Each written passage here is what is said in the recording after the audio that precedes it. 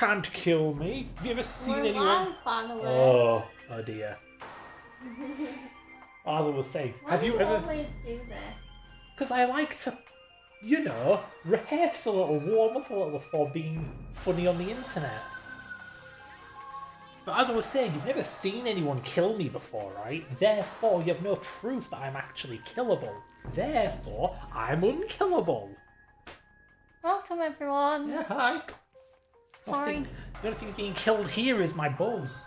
Sorry for the slightly late start. Yeah, we got carried away. Didn't pay attention to the time. Yeah. I was on a game and Fred was programming. Viciously Yeah. programming. My god, I don't know what it is. I thought it was a bug in RetroArch, but it seems to just be some kind of conspiracy within Windows itself. Where Ooh. VSync just don't work. What? Will the remote work properly today? Whoa! Yeah. Incredible. It did. There we go. I'm so happy. You can tell we've been streaming this. Look at that. 8 hours. Very good. Do you think we'll beat the game today? Yes. Yeah. I have the plasma beam. We can't be far from the end.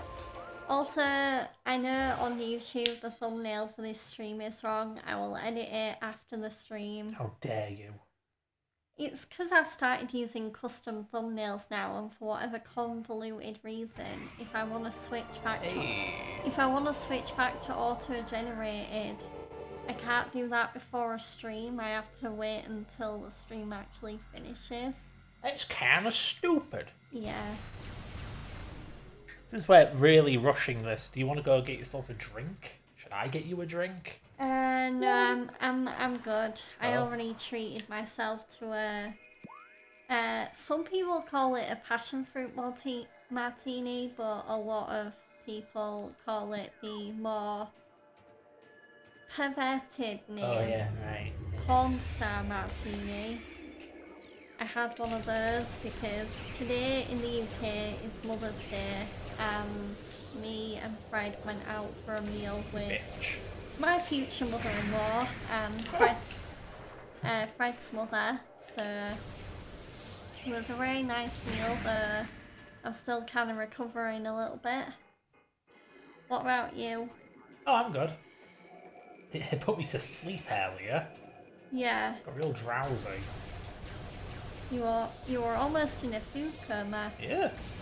I'm surprised I didn't overeat. I suppose when you're not eating, that just leaves you with more room to eat. So, Yeah. whatevs. Yeah, I'm backtracking because with the Phazon suit, I can walk on Phazon. I don't know why I didn't think of that until now. But yeah, so there are some items I have to get by backtracking. Pretty dumb. You know, I just came through here in the last part. Then I get an item, and then I have to backtrack. But it had been later in the game when I was more interested in coming here again. Yeah. Yeah. Game design with Freddy. Freddy, Fazbear. Freddy Burger. Yeah, sure. Freddy Asperger. Can't say that. That's inappropriate. Not as inappropriate as this visor, though. My god, I can't see a fucking thing. Like, have I missed an item? I don't know. Actually, I think I'm stood right above an item right now. Isn't there like a mushroom, not power bomb, regular bomb or something? Anyway. Oh god, why? Oh, this sucks. Why does it suck? There we go. There's an item underneath this mushroom. It's so dark. Yeah, it's really dark. There we are. Could have got this earlier. I'm not afraid of the dark, I'm afraid of what's in the dark that I cannot see because it's so dang dark, so dang dark. I'm glad you're saying dang instead of damn. Swearing is Well, inappropriate. they say dang in the song. I know, because they're southern. Also, if anyone knows who that song is by, we can immediately be best friends because I have been a fan of GMM, Good Mythical Morning, Oh no. Rhett and Link, since like 2015. Oh shit. So, yeah. Yeah, just you. At risk of offending Georgia, I will divulge a fact about myself. When I first saw a GMM video on my recommended feed, I immediately set them to Don't Recommend channel. No, you did not. I actually did. And yet, when I put one on in front of you, you don't not hate it. I don't like it much either. Uh, I have high standards. It's just they're very, very new YouTube. Back in my day, YouTube was some schmuck in his house recording with a crappy little camcorder. GMM, Good Mythical Morning, is the complete opposite of that. It's like I'm watching TV. And I'm not a TV guy. It was kind of like that at the start. Because like Brett and Link were in like a dank green room, and I don't even know if Stevie was there at the start, like the kind of announcer person. And I also don't think the gear that they had, like their microphone or their camera, was as good. Yeah, like I said, I've heard that they changed direction at some point. Yeah. But either way, by the time they were recommended to me, I mean, with a name like that, that screams just like TV show or podcast or something. Yeah, I'm surprised they don't just do a podcast version of GMM. Instead, they just do like, I mean, Link has a podcast that he does with his dad, and I know Stevie, the announcer for the show, she does a podcast, I think. Stevie is a girl's name? Yeah. Oh. I want to cry like cultural appropriation or something. That's a boy's name. Give it back. I mean, I do wonder what it's short for. Like, is it a weird tomboy version of Stephanie? I don't know. Mm-hmm. Okay, I think I got all the items in this area. Because you have the Chozo relic thingy and a missile, I guess. That it? I suppose, I guess. Whatever. I got a backtrack. Good game design, fellas. Anyway, you were saying? I think I finished my point. I don't know.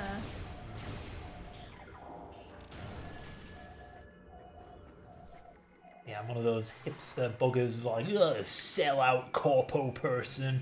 Yeah, you used to do it for the art and now it's for the profit, man. I ain't watching this. Oh, there I go, karmic punishment. Should have gone left. I should have known better.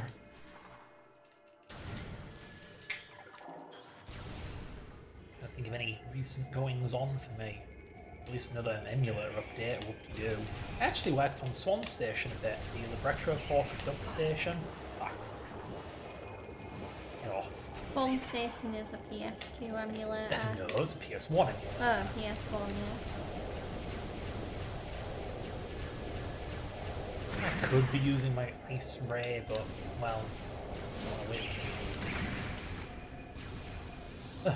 Yeah, just, added support for an open source BIOS, updated the CHD file loader so it can support ones that use Z standard compression, stuff like that. This one station, it really shouldn't need to exist, but it does, unfortunately.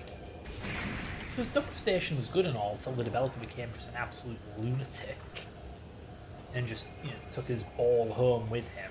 So this formerly open source emulator became some proprietary non-commercial rubbish. So now we're just stuck using an old version if we want to have something that's actually open source. Yes, honey? What? I thought you were going to say something. Well, no, I was yawning. I don't know whether you mistook that as saying something. Yes? I thought you were, taking a breath to say something and then giving up. Like I change visor. I mean, similar to how you don't have many updates, I don't really either. I mean, I have made the decision recently that I'm gonna try and get a good, easygoing, relaxing part-time job. Woo! Because I mean, I'm not having financial issues or anything, but it would be nice to just have a little bit of steady income coming in, just on my end anyway. I'm not seeing my savings just kind of trickle away. Yeah. Because George has Netflix, she has pro wrestling subscriptions, those kind of things. And imagine it'd be nice to have more of those instead of just compromising to keep the budget low. Motherfucker! Now that AEW, All Elite Wrestling, has an official streaming website, I really want to sign up for that. Because it's a way better deal than Triller TV, which is what I usually watch AEW on offers. Because the basic subscription, it comes with Dynamite, it comes with Collision, it comes with ROH, and then you can also pay a little bit extra to get pay-per-views included, which you can't do with Triller. Yeah, you can pay for Dynamite and Collision, but on Triller you have... Well, you get a 20% discount or something like that, but it's like, hey, if I'm gonna already subscribe to watch your weekly shows, I think I want the pay-per-views free as a little reward. It's just like, what's wrong with a subscription if you don't get the thing you subscribe to? Like, you know, buying the newspaper, and then it's like, oh, you want to buy this newspaper? It's extra. Like, piss off! And again, it reminds me of how, like, well, actually, I don't know if this applies. No, you do pay for Amazon Prime, but then you have to pay more for other things. Like, why am I subscribed in the first place? Yeah, it's like, yeah, you can join Amazon Prime, but that doesn't mean you get everything on Prime Video. You have to buy and rent stuff. Yeah, I think I'll just do this from now on. It is easier. The blue.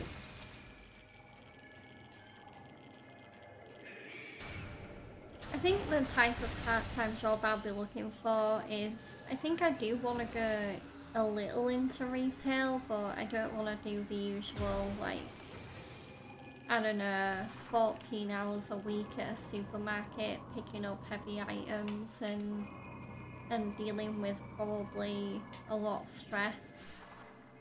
I'd rather go for something more casual and a little more low-key. I hate this game. This is rubbish. Must I do every pissing platform bit twice? Because I narrowly missed a jump because the jumping is just kind of bollocks in this game. 1, a 2! Wow. Thrilling.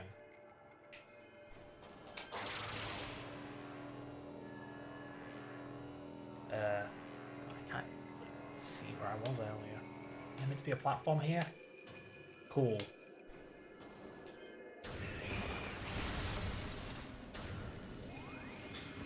You knew what to add to your tick about jobs? I still have my job, obviously.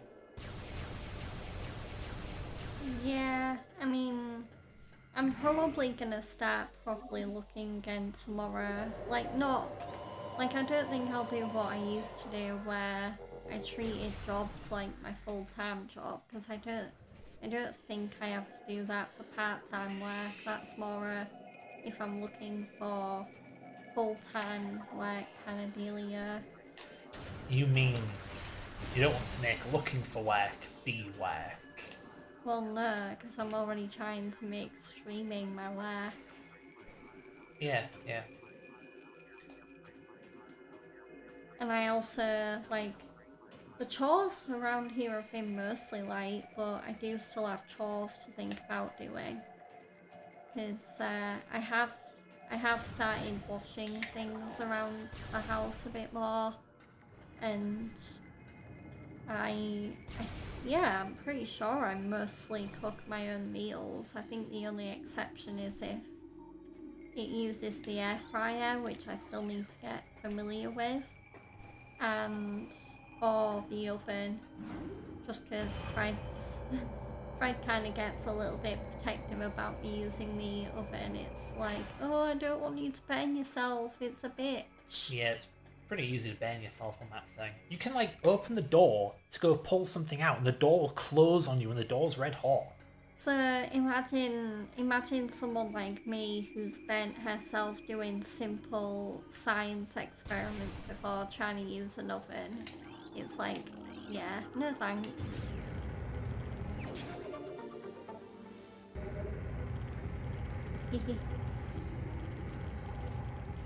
I don't think I had anything else to add on the job front.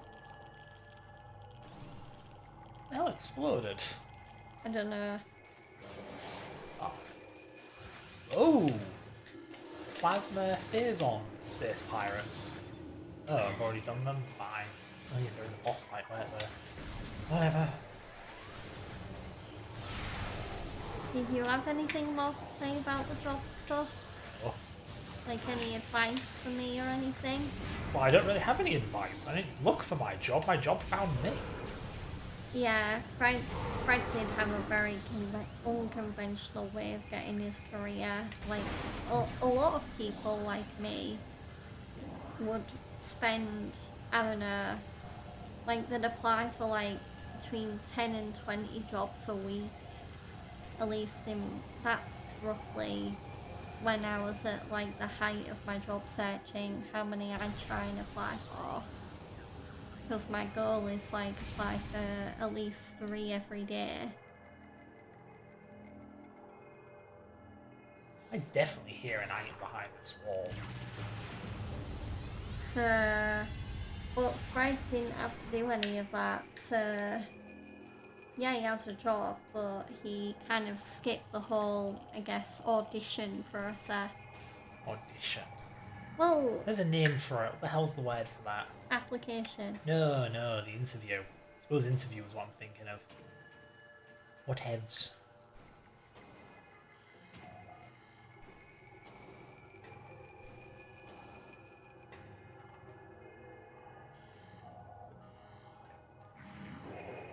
Huh. Invisible platforms. I know there were any in here. There's so hidden behind this wall.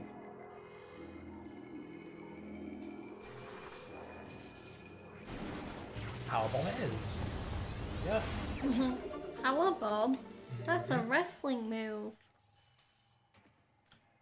Sure is. Yep. I do believe that's this room cleared out now. Yeah, what else can I talk about?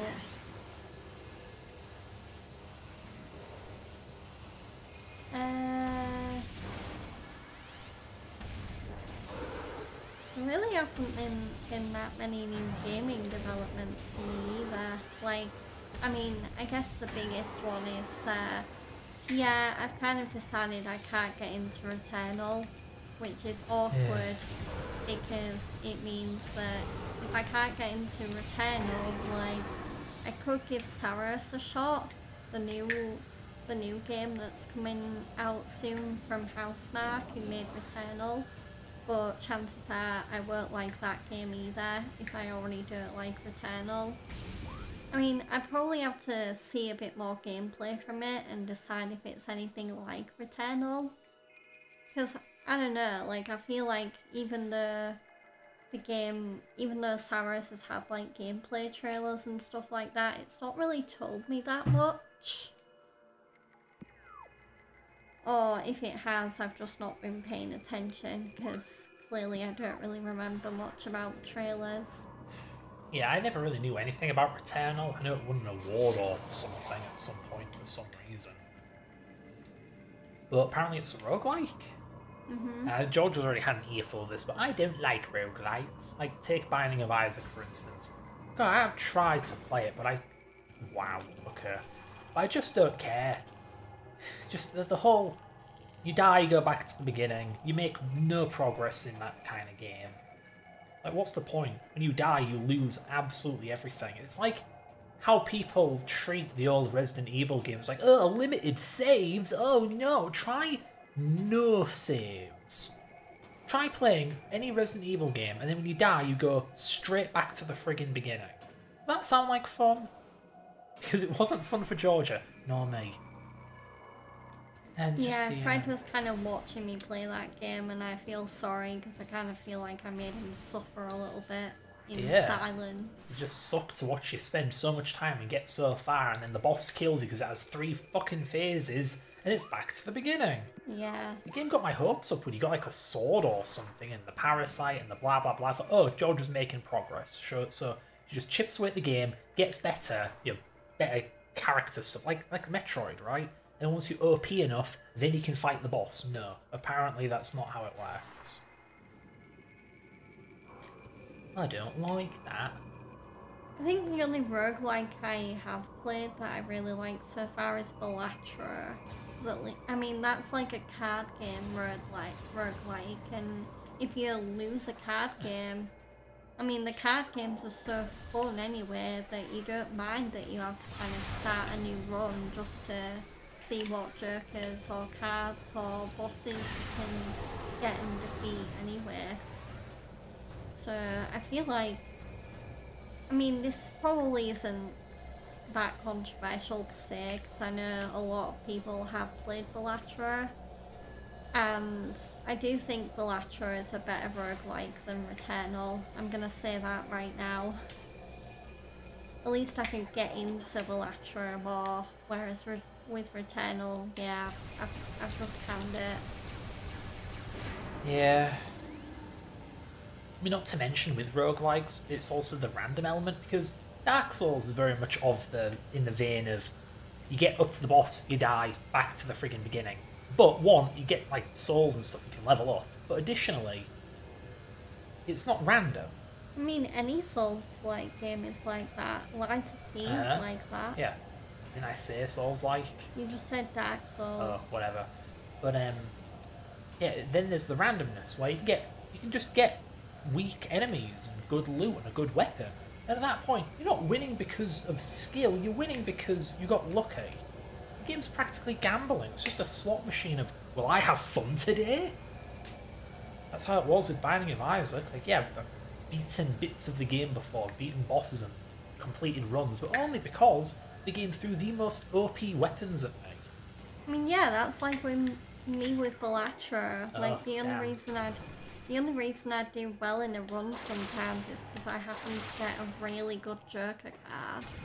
So yeah, I don't get the appeal of those games. Lest I just stay well away.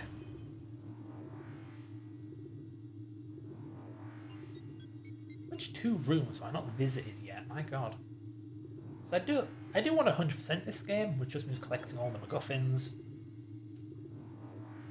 But I don't know which 2 rooms I haven't been to in Magmore Caverns yet. I mean, look at this. Where? What do you mean I missed 2 rooms?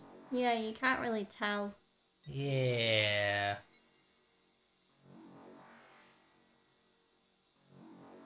Nope, not seeing it. No. I think there may have been a Ben Desmond hole I can bomb my way into. Up in the room above where you go to and drainage rifts. One of these days I'll remember it's near. I guess the last thing I'll say about Saros is I do hope for anyone that is into roguelikes enjoys it. But I think all of my anticipation and excitement when it comes to games in April will be focused on Pragmata. Because 007 First Light is May, I believe. Yeah. I mean, what do you expect for a tie-in? Or what do you call it? Licensed in? When have those ever been good? I know, haha, GoldenEye 007. Yeah, that was like 50 years ago. Yeah, when was the last James Bond game before 007 First Light? Ages ago. Like, I think maybe Quantum of Solace? That might have been the last one. Maybe? I don't know. I don't even know. I don't keep track of those things. I mean, I've seen the James Bond movies plenty of times because my mum's partner is obsessed with them, but Yeah, I've never played a James Bond video game, but that is going to change with First Light, because I do plan on playing that. Yeah, when it comes to James Bond games, I feel like that's where my youth is a bit too visible. Because people used to bang on about how good 007 was on the N64. I can never see the appeal of it. Is it just a case of it was one of the first console first-person shooters that wasn't terrible? Because of course FPS was really made for keyboard and mouse. Good luck mapping that to a controller, especially the N64 controller. And I've heard the game hasn't aged well, which is probably why I don't think much of it.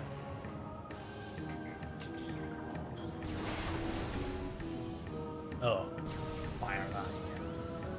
Yeah, I thought I found a secret. It's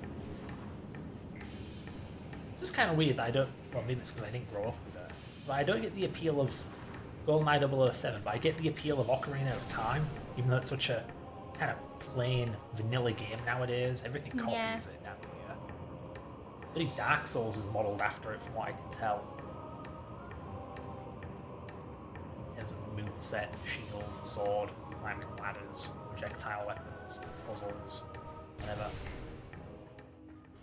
Yeah, Elden Ring definitely takes after the dungeon or temples from Ocarina. Which is weird, because I swear the whole idea of temples wasn't even much a thing outside of Zelda games. And, you know, all JRPGs with their dungeon crawling.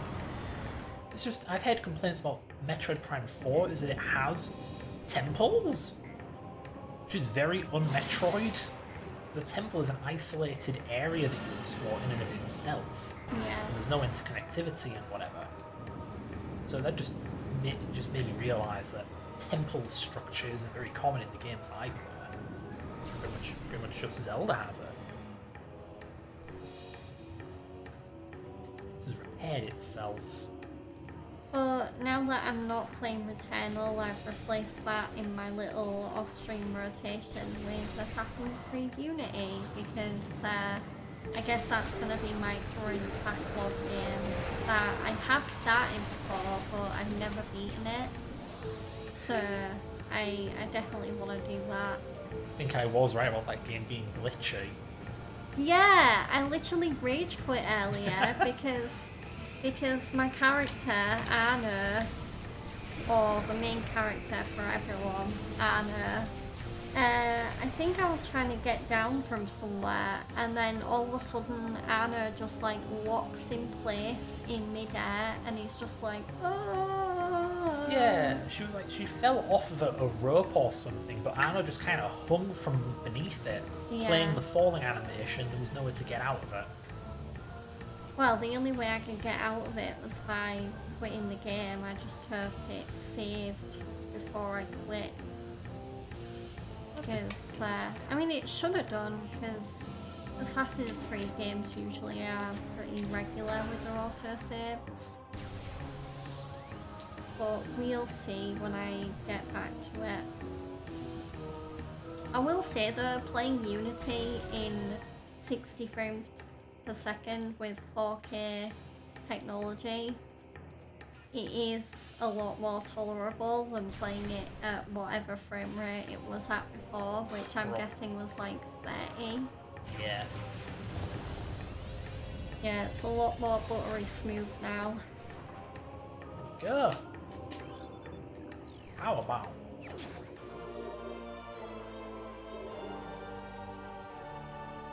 I am also still working my way through Assassin's Creed 3 as well. I think I probably guess I'm like halfway through that game, because I'm at the part of the game now where the focus is kind of shifted away from Hayden as the protagonist, Hayden Kenway, and now it's focusing more on his son. I think his Native American name is something like Baton Hackathon or something like that, but his English and way more easy to pronounce name is Connor. So Reminds me of x86 assembly instruction names very long, very complicated versus like the 68k where it's just add, sub, move. Well, whenever I hear Connor now, there's two people I think of. I either think of, hi, I'm Connor, the android sent by Cyberlife from Detroit Become Human. Or because I think it was near my birthday, but I finally got round to watching the smash hit TV show Heated Rivalry. And so now the other person that I can think of when I hear the name Connor is Connor Story, who plays one of the main characters in that show. So, yeah. Just thinking, I'm sure I've explored everything here.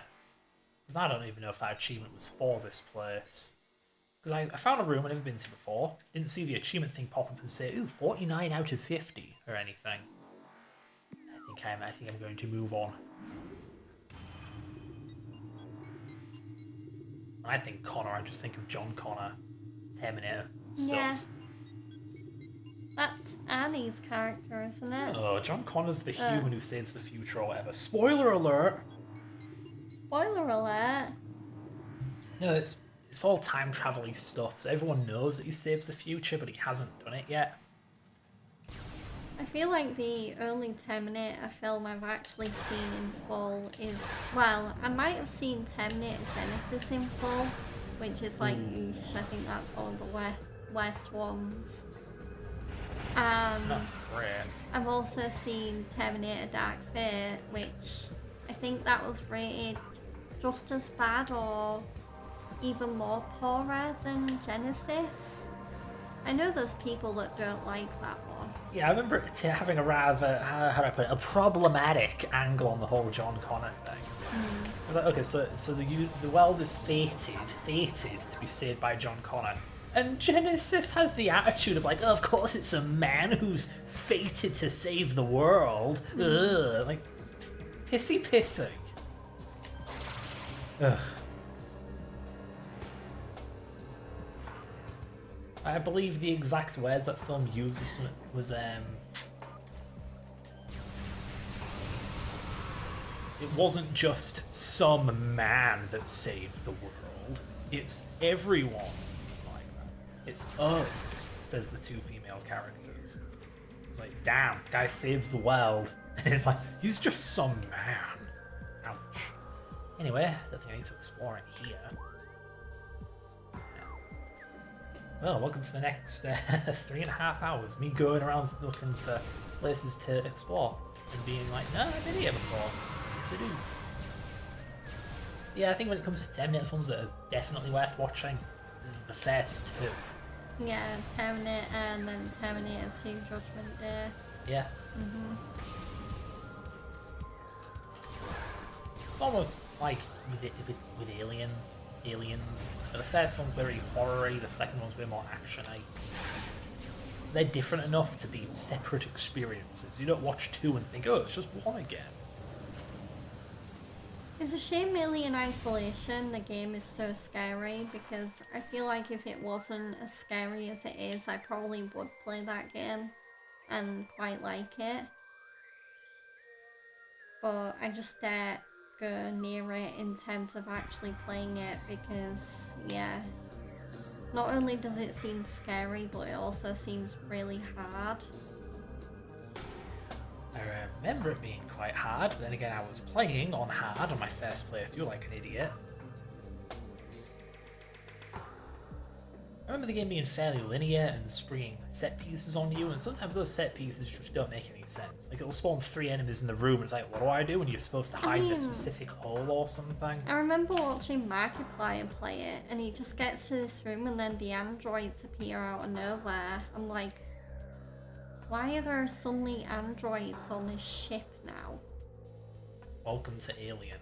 And they're also like, you know, really jump scary. Really rude. And really mean, yeah. You say hello and they break your neck.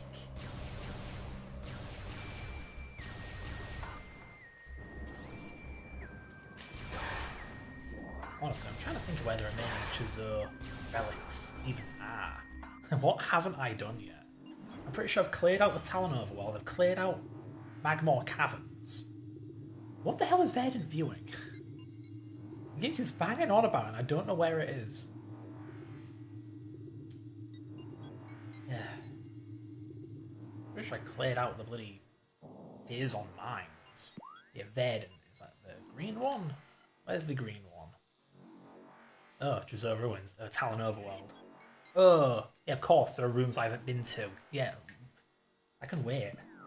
I know what those 2 rooms are. There's nothing special there. Maybe some Tresor lore or something. Tresor? Sorry, I'm thinking of Tresor Mythos. I mean, what are they called? Bloody aliens. They have a name. Chozo. Chozo lore. God help me.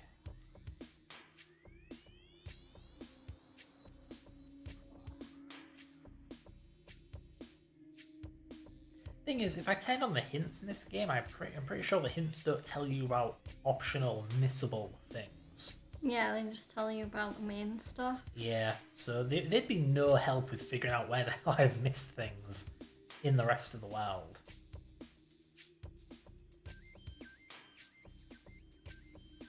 Yeah, pretty sure I've done everything, collected all the stuff in this place.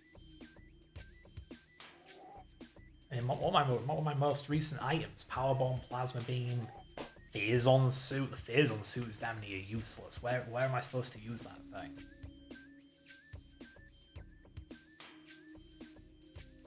I guess another gaming update I can give is, so I mentioned last week I was going to give Yakuza more of a chance, and yeah, I think I'm going to make that the next new game I focus on off stream.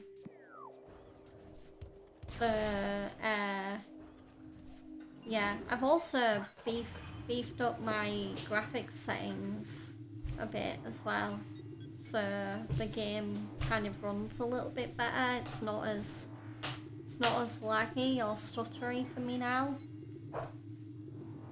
and I was also having some flickering issues, which I know some of the other Like a Dragon games have, where the lighting was really flickery, but I found that after I fiddled with my graphics settings that went away, which is really good. So clearly, even though originally I thought I was playing with the best graphics settings for Yakuza 3 Kiwami, I clearly wasn't, but now it seems like I am. So, yeah. I paused it for you. Thank you. Or in the immortal words of Wind Waker, thank you! Boy, is that one juvenile game about death and moving on. At least that's what that YouTube video essay said it was about.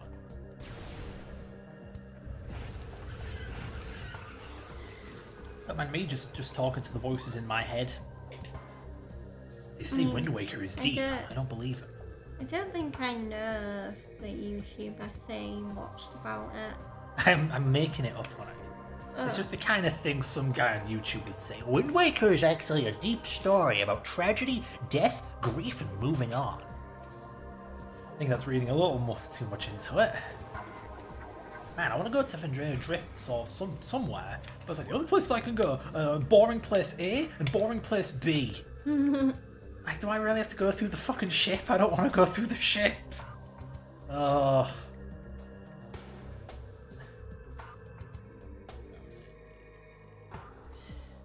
Alright, I'm going back to Magmore Caverns, I guess.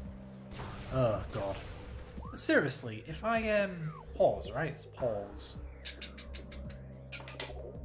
There we go. I'm missing 2 of these things? You know, actually, fuck it. Alright, fine. The game does give you hints outside of the hint system about where the hell those remaining Chozo relics are. Why do you keep saying Chozo? Because Chozo, it's a 1-letter difference. Man, I would recommend you play the Chozo Mythos, but you wouldn't enjoy them. They're point-and-click horror games, but they are pretty obtuse. Or obscure, whatever. There's an especially infamous part in the very first one, 5 Days a Stranger, was it? 7 Days a Stranger? Can't remember. Where you're meant to read a certain book in the library. I don't like obscure games. Yeah, maybe with a guide it's fine. But yeah, surprisingly decent little horror games. Yeah, I guess if I do get a game and it is obscure, I do use a guide. It's like how for the first couple of Resident Evil games I played, I did that. I used a guide, but now I don't really feel the need to. Yeah, I can't really blame you. When I was a kid, I played all the old Resident Evil games with a guide as well.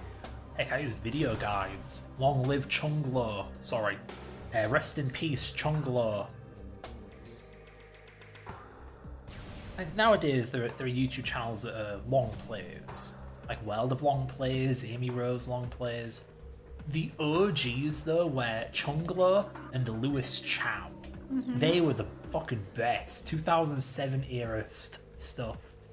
And for whatever reason, I think his account got hacked. Chunglo's account got nuked. So there goes a big piece of YouTube history. Oh, no. Yep. That's a soul crusher. But at least Lewis Chow is still around. Of course, he hasn't uploaded since like 2012. But it's all still there. All the good stuff. Yes, I would just watch those videos and follow them. I can't remember if it was Lewis Chow or Chunglo, but when he played RE Remake, he for some reason went out of his way to shotgun a random crow. When I was a kid, I thought, oh, he's doing this for a reason. If I don't do this, I will die. So I would shoot that crow with a shotgun too. Until years later, when I just played the game casually, I thought, what if I just don't shoot the crow? And then nothing happened. Well, yeah, it's optional whether you shoot the crows or not. He was just doing it to be funny. Oh god, there's one here. Fucking alright, that makes my life simpler. So I'm just missing one now. Where the heck could it be? Artifact of Truth. Ooh. Okay, you can get on with it now, game.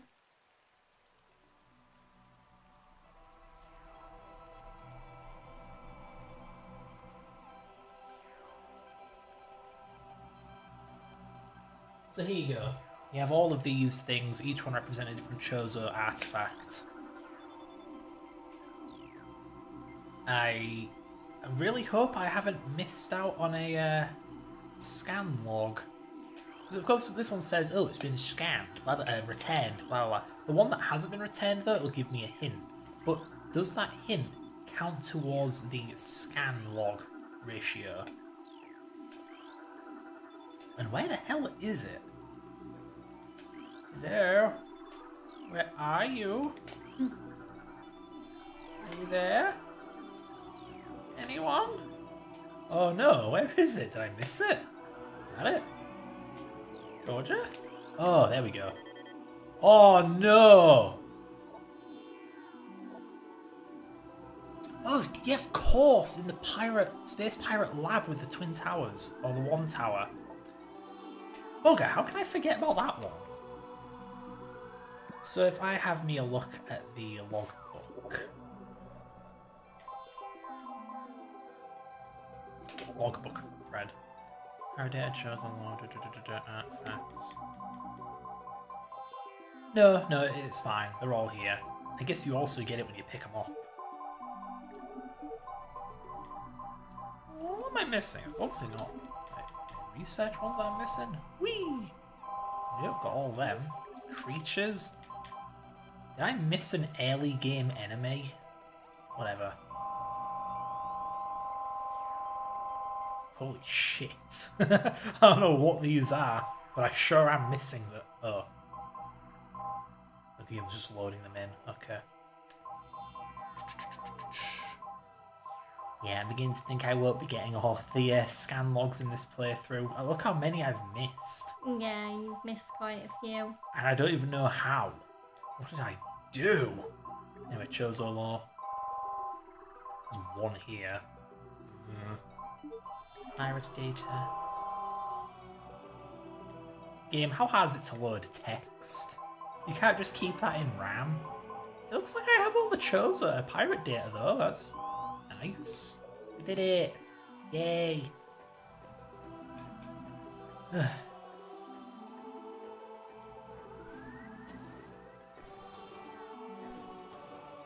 I suppose I'll save the creature scanning for the next playthrough.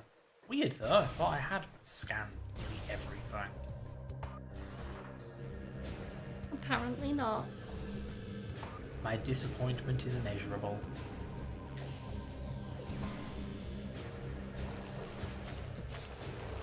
And what, did I forget to scan the bloody grass? Oh. I guess the last two gaming updates I'll give is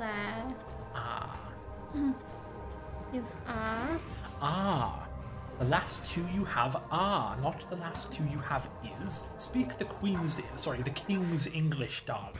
Okay. So I'm planning on going through all the Bratz games again because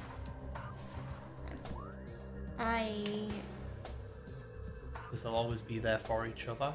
Well, yeah, and they've always been there for me. Like, some of my happiest childhood memories are just playing through the Bratz games or even watching the old Bratz movies. I was very much a Bratz girl as a kid, I wasn't a Barbie girl. I mean, don't get me wrong, I did see a few Barbie movies as a kid, but I didn't see all of them, not like I did with the Bratz movies. Yeah, Barbie does strike me as the older-fashioned previous generation one. Yeah, I feel like Barbie is more like stereotypically girly, and then you've got Bratz, which is like, yeah, it's girly, but it's also cool. More punk. More rebellious. And also, I feel like the only boy that's in Barbie is Ken, whereas at least the Bratz is like, I believe the earlier Bratz dolls called it the boys pack, where it's like Cameron and Dylan and Ethan and Kirby and Kid. Dylan, my beloved. So I'll be replaying the Bratz games. So I've got the first two emulated on GameCube, and then I'll probably use PS2 for the other ones. And apart from that, I have also been getting back into Musume off stream. I'm currently taking part in the current in-game event that is going on because the game just celebrated its 1 year anniversary, and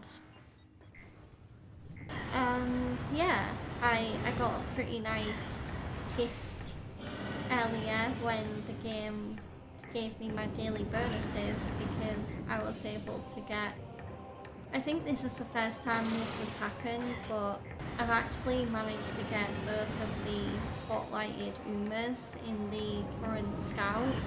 So I've got both Kita-san Black, who is one of my favourite Umasumes thanks to being heavily featured in season 2 of the Umasume Pretty Derby anime. But I also have Matakane Tannhauser, who is I'm surprised she's not a 3-star character really, because I can't even remember the last time they just slapped a 2-star character as a spotlighted Uma. But I guess for Tannhauser, my first objective is going to be getting her to 3-star so I can get her signature race outfit, and then after that I'll focus on upping her career potential and stuff like that. A lot of Musume mumbo jumbo there, but Mumbo jumbo, if you will. Mumbo jumbo, yeah, I guess so. You guess? Wow, real confident there.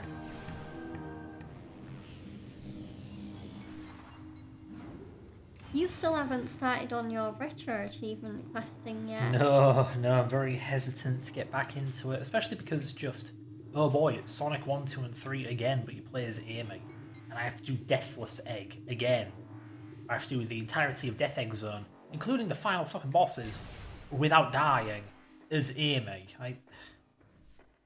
There are some very cheap bits in Death Egg Zone. Death Egg Zone is also quite long, and the bosses can one-hit you. I remember when video games were fun. My god. Yeah, this is why people don't get fixated on the trophies and try and get all of them, because unless you're really, really good at the game, it can suck a lot of the fun out of it. I am really good at the game though. I'm very good at classic Sonic, I will have you know. Well, you get stressed whenever you go after every trophy. Yeah. It's like, is it worth it? No. Then again, neither is playing games in general. I can just do something productive, like a program. That's way more fun, he says after getting stressed to absolute hell yesterday. Just trying to update my emulator, but RetroArch's build servers were having none of it. The PS Vita is a fickle, shitty little platform that will just give you build errors over the most inane shit. Well, we're talking a homebrew dev kit with me, but yeah. Unlike literally every other platform, the Vita, the homebrew toolchain for the Vita doesn't like position-independent executables. So I had to make it not position-independent in the configuration that the Vita version happens to be. So static library, blah blah blah blah. Either way, fucking annoying, because I don't have a PS Vita dev kit set up. I'm relying on RetroArch's build server, but it only builds every half hour. So every time the build failed, I'd have to wait half an hour to see if my changes fixed the bloody thing. And it must happen 2 or 3 times. Absolute piss take.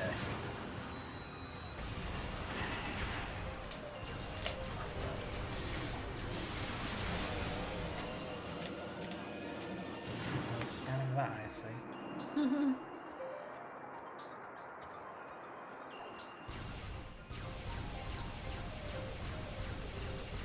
Open sesame. Open or else. Again, seasoned Metroid Prime players just playing the ball all the time to go quicker. I'm not that good at this game. I want to go over there.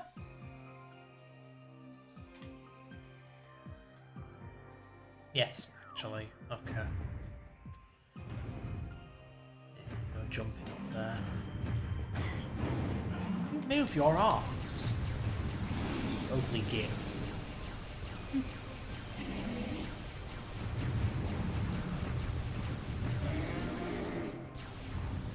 It's dead now. Man, I was going to talk about something I've been doing lately, but it is completely left my mind. Wish I could recall what the hell it was.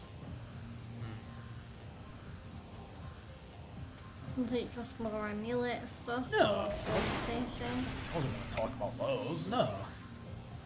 Oh, it was like a game or something I've been playing, but I haven't played any games, what the hell? Is it a show you've been watching? Yeah. Oh, completely unrelated, but I could talk about it. I got to play my emulator on a VR headset. Have I already talked about this on the stream? I don't think so.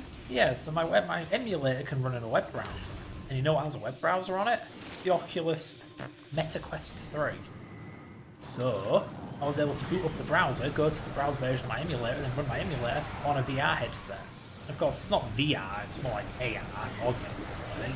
But still, it was pretty neat.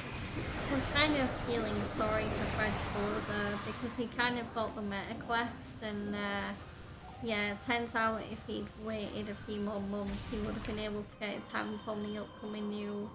Is it Valve? Yes. So we're releasing a Yes. VR headset? Yes. Yeah. It And does, apparently it's way better than the MetaQuest. it does seem really good. Because it seems smaller, lighter, thank God. The MetaQuest gives me a goddamn face ache. But additionally,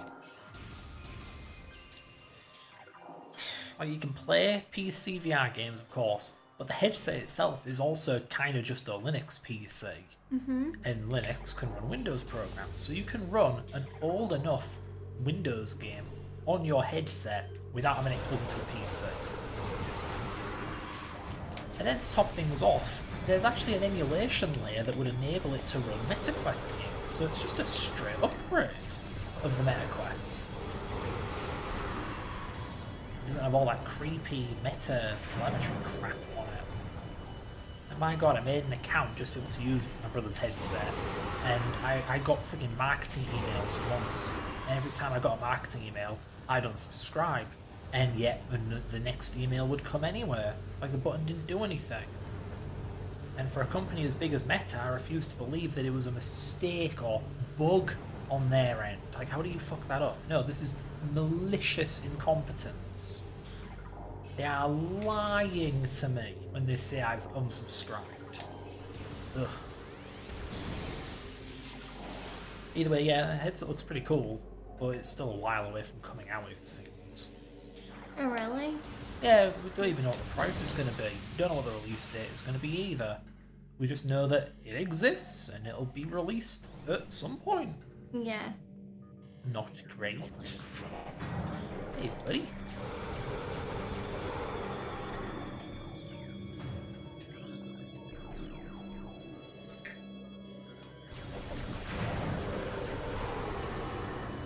Ooh, there's something I can talk about. So, obviously, I mentioned on,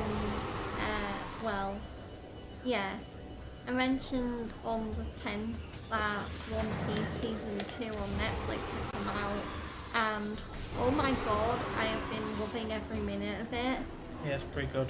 Especially I think they saved the best for last with the Drum Kingdom Tony Chopper stuff, because oh my god, I think they made Tony Chopper's backstory even sadder in live action. Like, I remember like having tears in my eyes, like watching the anime version of it, but the live action version straight up made me cry. And yeah, and not to mention, even if he is a CGI, like half human, half reindeer or whatever, they made Tony Chopper look so cute. Every time I saw him, I mean, I'll probably have that same reaction again when I get round to watching episode 8, but whenever I see Chopper in the live action on my screen, I just can't help but go, oh, like, swoon over him. Typical girl reaction. Well, speaking of which, yeah, I'm surprised they managed to make him not look like Alvin and, you know, the Chipmunks level CGI. But it has been like Sonic. 20. Sonic the Hedgehog. Well, I was going to say it's been 20 years since Alvin the Chipmunk, so, you know, they've had time to learn. But then you mentioned Sonic, and, well, that undermines my point. Mm-hmm. You just used to forget about Sonic because it's not the Sonic you know and love. Love, quote unquote. Sonic was never used good. to love. Used to be excited for before 2003. That was a long time ago.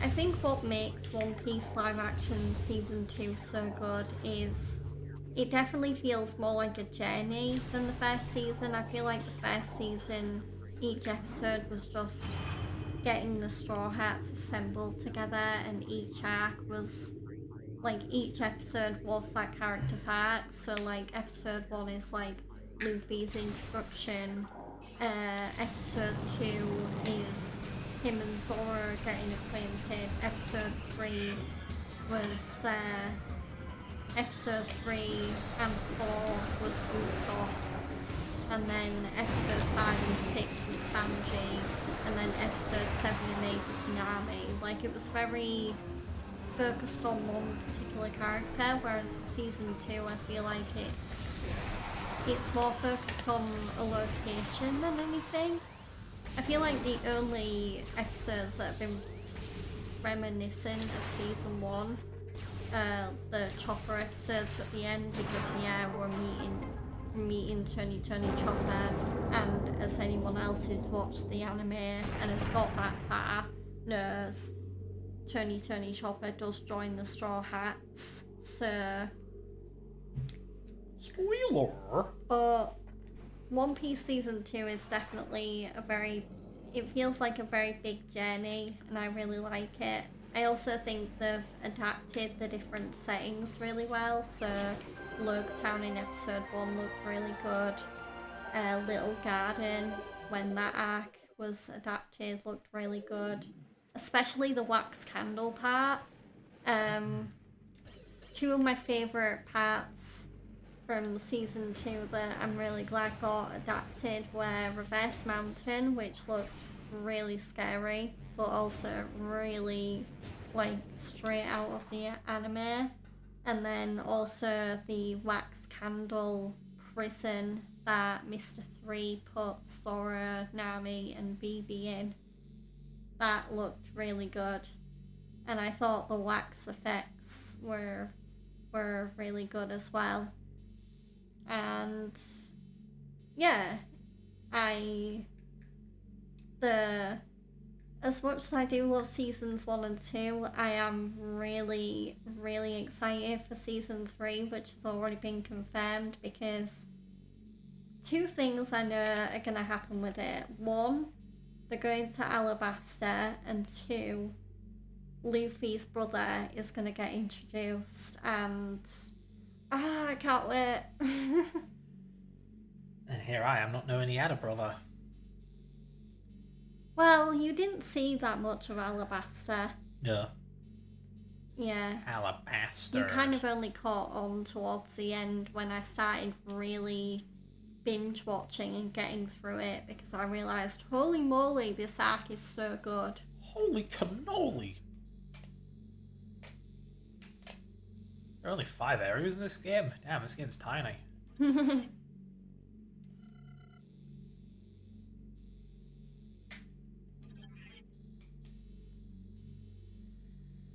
I'm getting the impression I have somehow missed 5 items. No! And I don't know where. Looking up, the map and stuff, it's just thinking of each individual room. I'm not thinking, yes, there's an item in this room that I missed. No. No, sorry. Bagger.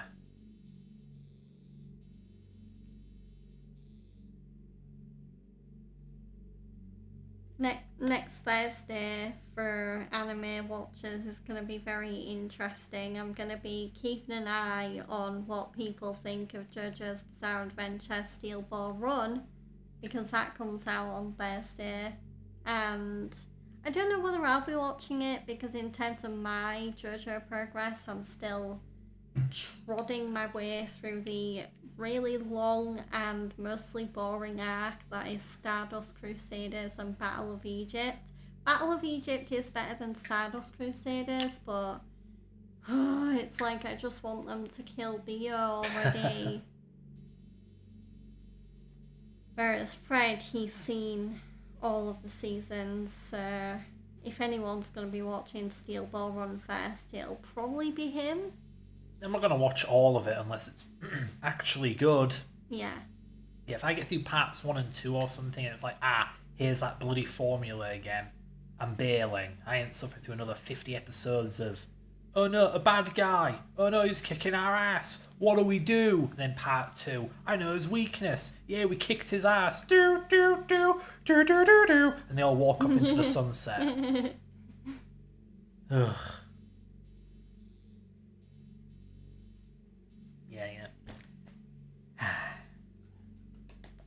You are going to keep the audience entertained. I'm going to look at a guide. Oh, you're looking it up? I have no choice. Wow. What am I supposed to do? Do laps of the whole map? And just be like, oh, I remember there's an item here. Really? I don't have much of a choice in this, honey. So I'm looking at the map and I'm not thinking like, oh, right, that place. No. I'm definitely missing a lot of stuff, unfortunately. Like, am I missing any energy capsules? Yeah, I'm missing 1. Where did I miss an energy tank?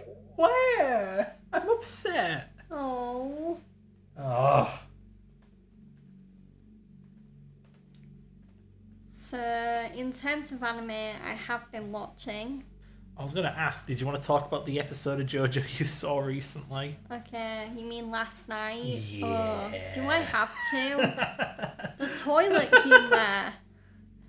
So, for anyone who is familiar with JoJo, I am at the part in Battle of Egypt right now where, so they've just fought Alessi, who has the stand of Set, I think its name is.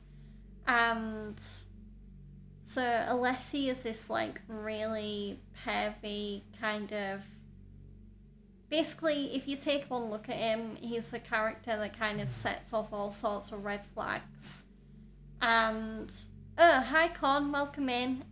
Fred is stuck and is looking up a guide, and I'm just rambling about anime.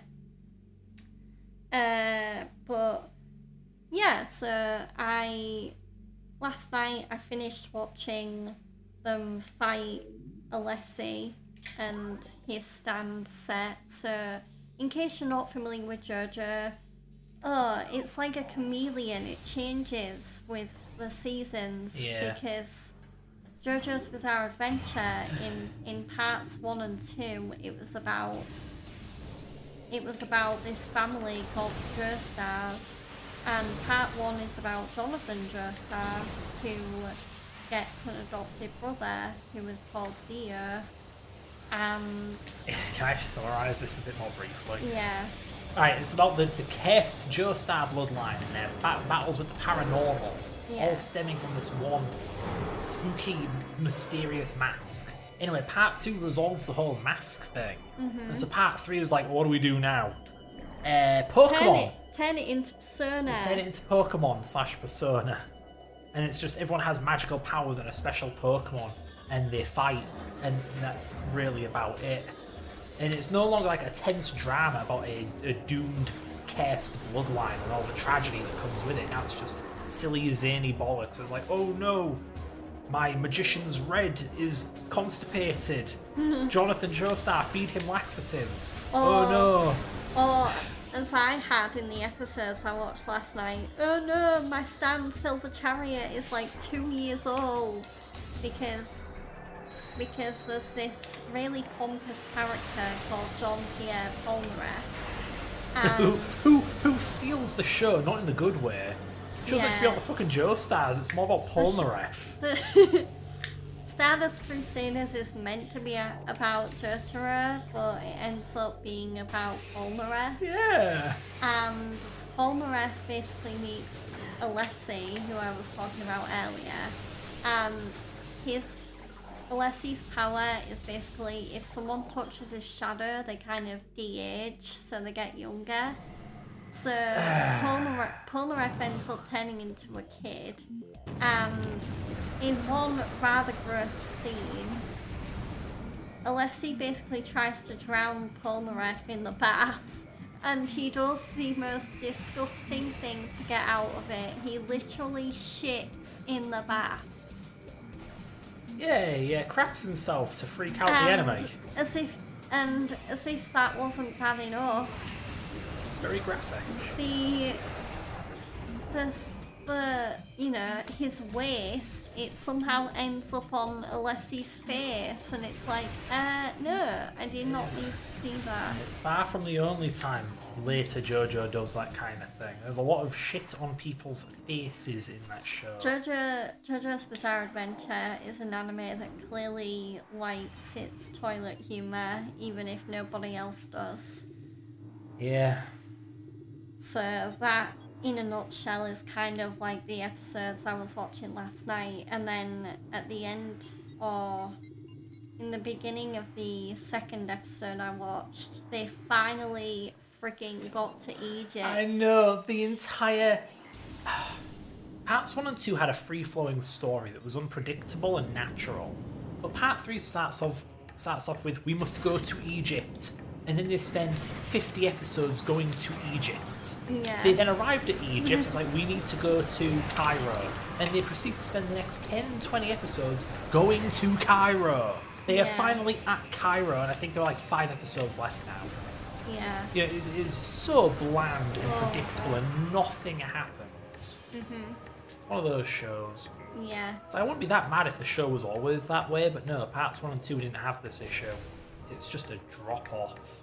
Oh, you're using Game Man. I like using that website. It was the top search result. Who the fuck is messaging me?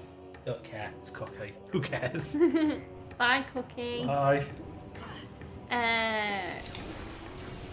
Anyway, I hope you're doing well, Con. Hope you've been playing good games lately. I mean, I've already kind of talked about what I've been playing, but just in a nutshell, I'm currently playing through some of the old Assassin's Creed games. Some of the ones that I've started but not beaten yet, so I'm working my way through both Assassin's Creed 3 Remastered and Assassin's Creed Unity. I'm kind of doing them in a bit of a weird order, but with Assassin's Creed there isn't really... I feel like there's only an order with the whole Desmond Miles trilogy. After that, you can kind of be a bit more freeform because it focuses more on the history stuff rather than the Abstergo stuff. Yeah, I was wondering about that. I wasn't even really aware that Assassin's Creed had a present and past plotline. I thought it was all just past. There's like, oh, there's a global conspiracy, the elite are controlling the history, the narrative, or I don't know. That was an odd thing to learn, that it has this B plot that I've never been aware of. Yeah.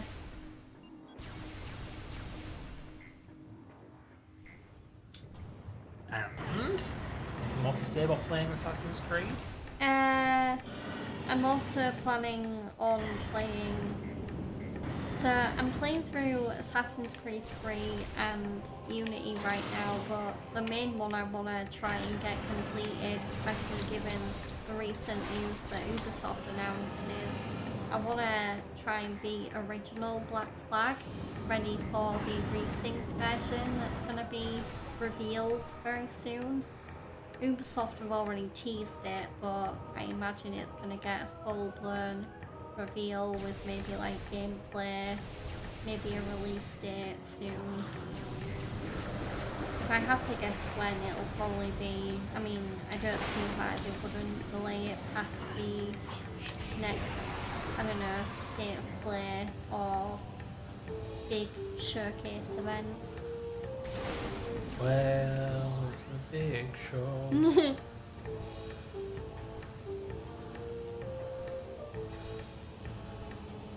I don't think. And then... You don't think? Oh, you poor thing. I do think. Oh, well, why'd you say you don't think? I was gonna say something and then I kind of immediately lost my train of thought. Welcome to my world. So apparently, yeah, the item I missed is here. To be fair, I thought there was like an upper route, and then this is just where you fall down. No, so, there we go. There we go. Oh, I've got to do it again. Cock! Right, now we were. Oh no. And I was so proud of myself. Oh, come on! Okay. Another one? What is this? Platforming? There. There it So is. there it is, the last energy tank. I never would have guessed it's in there. Next up is the missile expansions. So anything more you wanted to say, darling, while I look this up? If all goes well with Assassin's Creed 3, Unity and Black Flag, I might also, even if it's far from my favourite Assassin's Creed game, I might try and beat Odyssey. I'm not a fan of Assassin's Creed Odyssey. That might be a huge controversial statement because a lot of people do like that game, but that game made me realise I'm just not a fan of like overly bloated games in general. It just seems like there is way too much to do in that game. I feel like the only part I like about it is it was the first Assassin's Creed game since Syndicate anyway, where you could... Well, in Syndicate you didn't even get to choose though, because in Syndicate you play as both a male and female assassin, whereas in Odyssey you get to play as a male or female assassin. So I did like that choice, and it's also the first Assassin's Creed game that's more of an RPG than just a basic action adventure type game. But yeah, I mean, I want to beat it eventually. I guess I just gotta have the willpower to make it through all of the, well, to do all the main missions, do all the side missions, and also because I didn't realise until too late that there was multiple endings in that game, not get the bad ending. Because that's what made me rage quit the game in the first place. Is on my first playthrough as the female assassin Cassandra, I got all the way to the end and I didn't realise that there was choices that actually matter in the game, which I probably should have done really, because I mean, it's always the case with RPGs that some choices are going to impact the game. But I got the bad ending, and that boss fight that you get in the bad ending is really, really tough. So I just could not be asked to complete it. Man, I am 47 missile expansions in. I'm just thinking, already got that one, already got that one, already got that one, already got that one. That Cookie again. God damn it, Cookie, leave me alone. Just tell him you're busy. No. Just be like, I'm that busy. Would be rude. That'd be rude. Or at least put your Discord on Do Not Disturb mode. Like he'd acknowledge that. If anything, he'd message me more because of that. Well, yeah, to be fair, some people see Do Not Disturb on Discord and they're like, oh, I'm going to disturb them and I'm going to tag them in everything. Because some people don't have manners.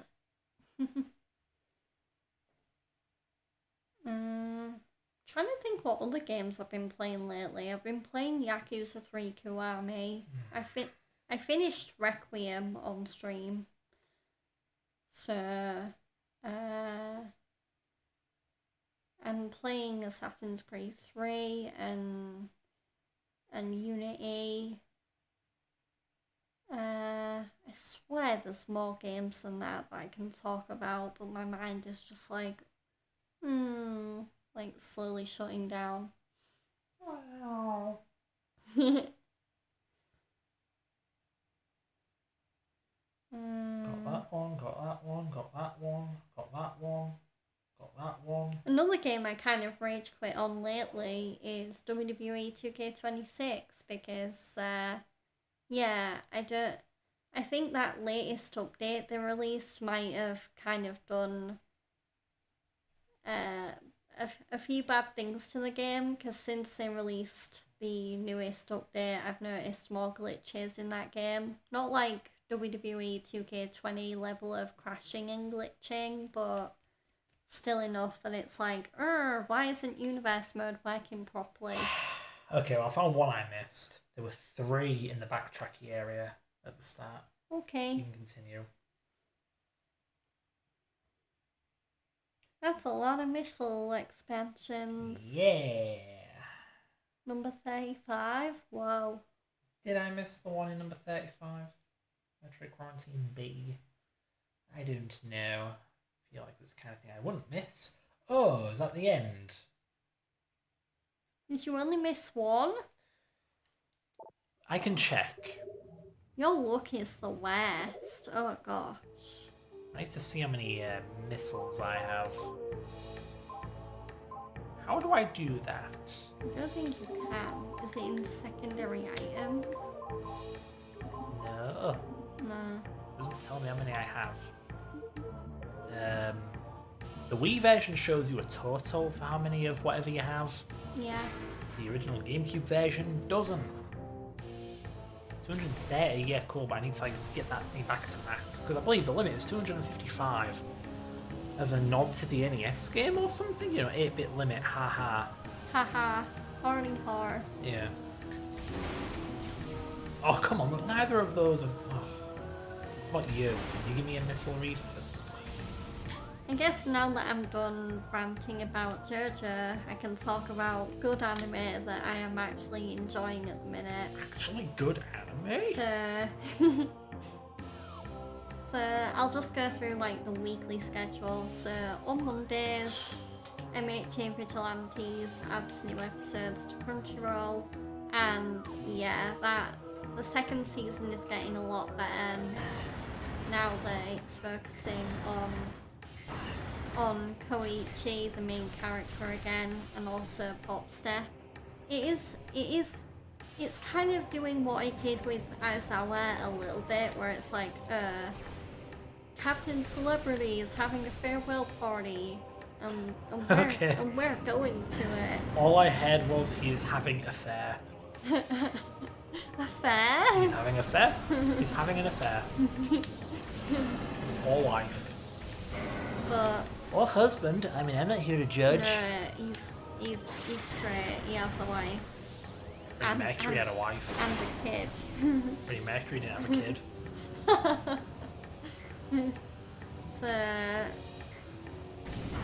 But season 2 is a lot better of MHA Vigilantes now that it's back focusing on the new crew rather than the old crew whose backstory should have been told in the show that they were actually a more important main character in. I'm glad you agree with me. Oh! Yeah, it's like, why save the backstory of an important MHA character for the Vigilante spin-off, you know? I mean, it can't just be like, oh, I ran out of pages in MHA, so I had to move it to Vigilante. Pretty sure Vigilantes was done by a different guy. Wait, not Kohei Horikoshi? Box right there. What does it say? Oh my god, that is small text. I ain't reading that. Lol. My vision's already bad enough, dude. I can't read that. Yeah, I can't read it without like running over and grabbing the manga, because I do have the MHA Vigilantes manga, and I will get round to reading it, but right now, in terms of manga, there's something I can talk about. Ever since I got it for my birthday, I've been reading Apothecary Diaries, and I think I'm roughly halfway through the first volume of the light novel. Fred's about to rage quit. My missile count is 230, but if there are 255 as maximum, pretty sure that means I'm missing 5. I'm somehow missing 5 missile expansions? I just looked at the entire list and like I have all of those, except maybe this one, and maybe that one, obviously. Clearly you don't recognise No! I don't. some of the areas. Oh. So there are ones that I thought I got. I really don't want to have to go and search every location. Do you have to though? Yes! Oh. I've got achievements to get. Looks at me with the compulsion of a trophy hunter. Yeah, I've got the drug addict eyes going on. God damn it! So, MHA Vigilantes is on Monday. I don't think there's any new anime that comes out on Tuesday.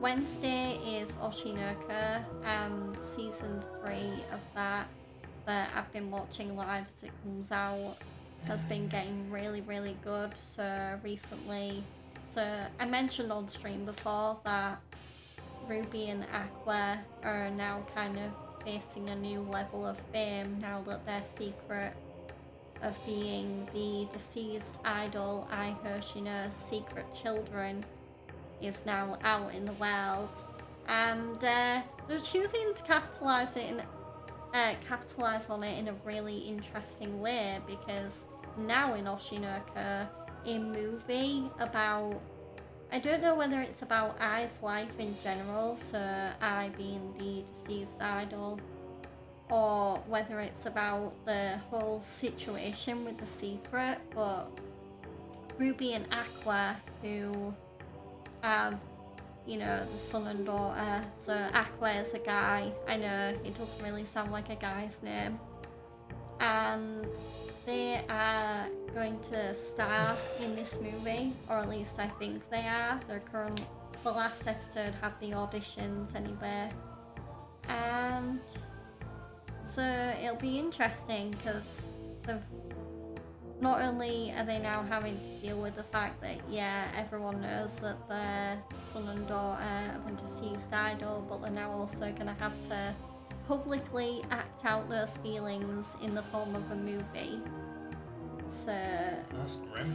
very, very interesting drama. And also the fact that Aqua was the one that chose to reveal the secret has basically meant that Ruby's basically all but, well, she has effectively disowned herself from him, because it's like, no, how dare you reveal Mum's secret? She wouldn't have wanted that. Yeah, but she's dead, so who cares? I mean, yeah, I'm kind of on Aqua's side in this one, even if Aqua's going through his own revenge campaign, trying to kill the person that killed I. You know, I don't even know why he has such a vendetta, considering he was reincarnated. Doesn't that just mean she'll be reincarnated? They both were. Both Aqua and Ruby were reincarnated. Yeah, but I mean their mother, right? Yeah. Isn't she going to be reincarnated? Who cares if she got murdered? Hell, wasn't Aqua murdered? He doesn't care about his killer, does he? Aqua's still alive. No. In his previous life he was murdered, wasn't he? You mean, yeah, as Dr. Goro, or whatever his previous name was. Goro Majima? Yeah, Oshinoko's premise is a little bit weird. To put it in a nutshell, so the son and daughter I talked about before, they are actually reincarnations of a super fan of the idol I just mentioned, Ai Hoshino, and the guy who becomes Aqua used to be the doctor who'd look after the superfan, because the superfan had like terminal cancer or some sad disease like that. And yeah, and then so that's kind of like the only wacky thing about the premise. The rest of it is pretty like and then it goes into like the highs and lows of either being an idol, if it's from Ruby's perspective, or being around idols, or being famous in general in terms of Aqua's point of view. But I am really enjoying Oshinoka, and Crunchyroll have released it in a little bit of a weird order, because so Netflix used to have the rights to Oshinoka, but now Crunchyroll does, and they actually released the newest season 3 first, but you can actually watch the first season on Crunchyroll now as well, in both Japanese and English, which is an improvement over Netflix, because on Netflix you can only watch Oshinoka in Japanese. And yeah, but they still have yet to release season 2, so on Crunchyroll. So if you want to watch Oshinoka right now on Crunchyroll, it'll be a bit weird, because you might have to hop to Netflix to watch season 2 in Japanese, and then come back to Crunchyroll and watch season 3. So basically like Crunchyroll, Netflix, Crunchyroll, whatever.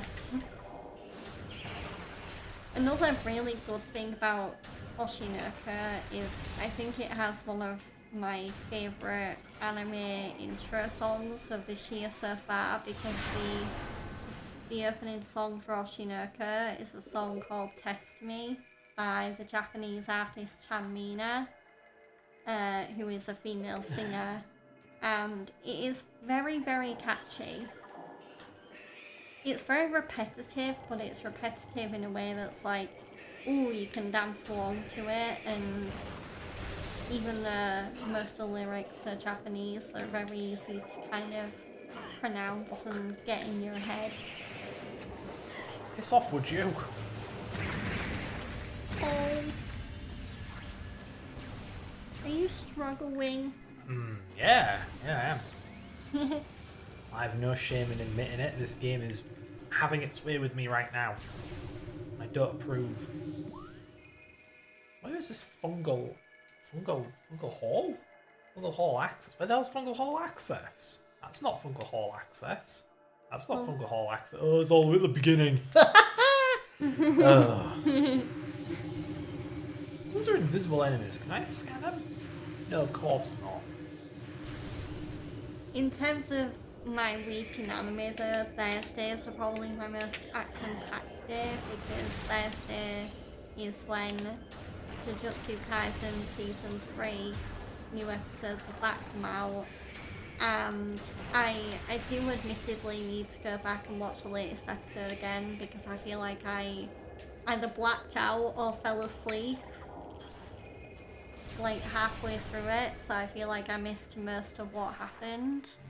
Like, I remember waking up and then Kenjaku, at least I think it was Kenjaku, was there at the end, and it's like, oh, what happened?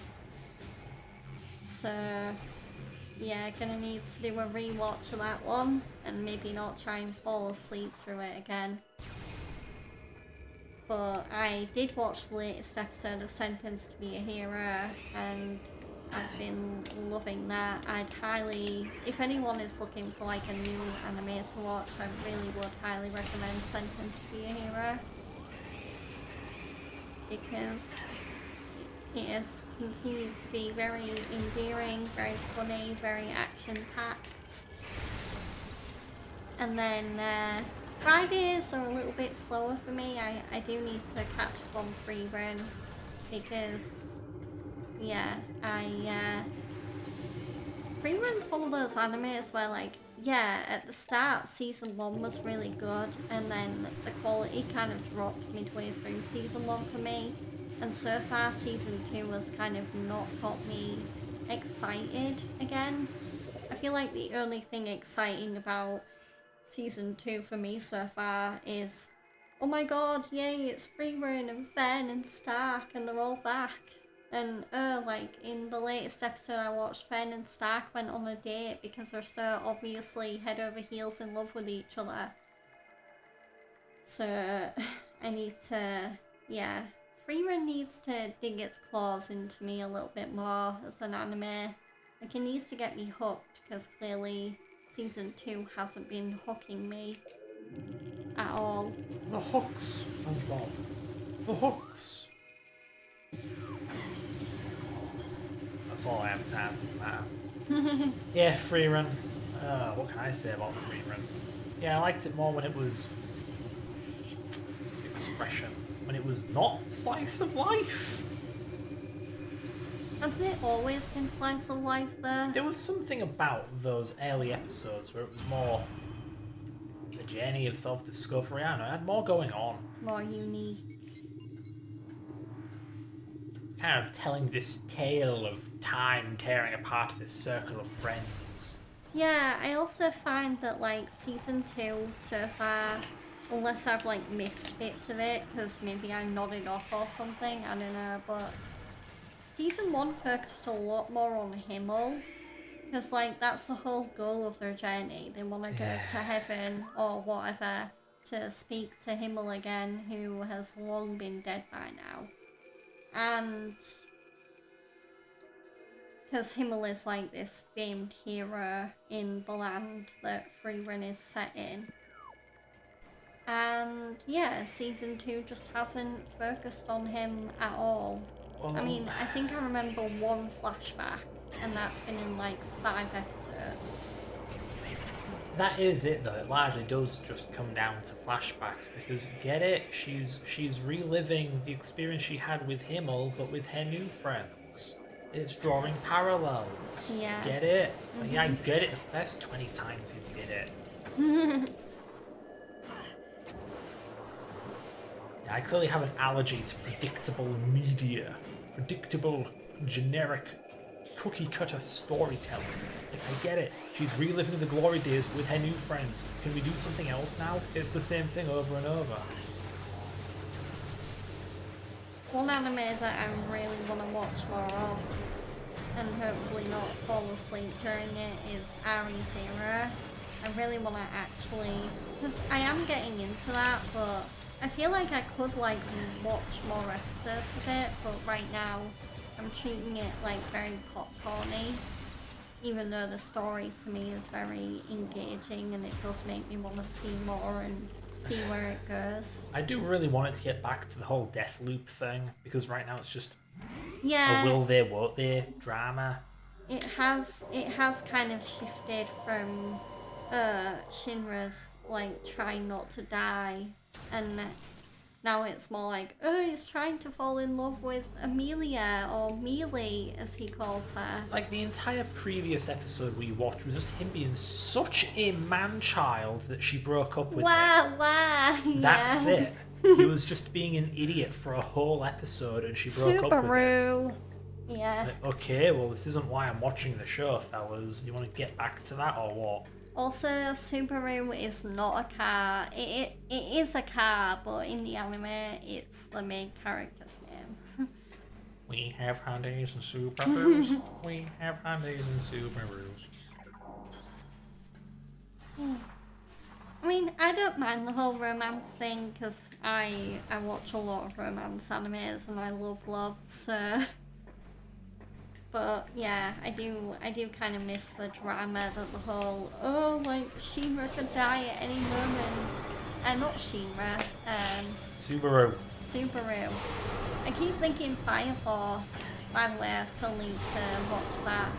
Oh yeah, I guess that's the one exciting part of my Anime Fridays is, yeah, Fire Force. Because David Production, unlike with JoJo, which they suck at, they absolutely crush Fire Force.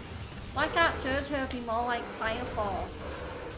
Tell an actual fucking story? Yeah, that'd be nice. Because I still need to watch the latest episode of Fire Force, but oh my god, the episode before that where Arthur fought Dragon and basically embraced his destiny as being the Night King, I was like, oh, give me more.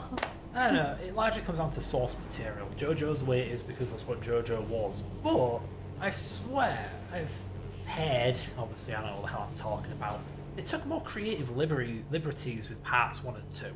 Well, because no one really cared about them before. Fans of JoJo don't like parts 1 and 2.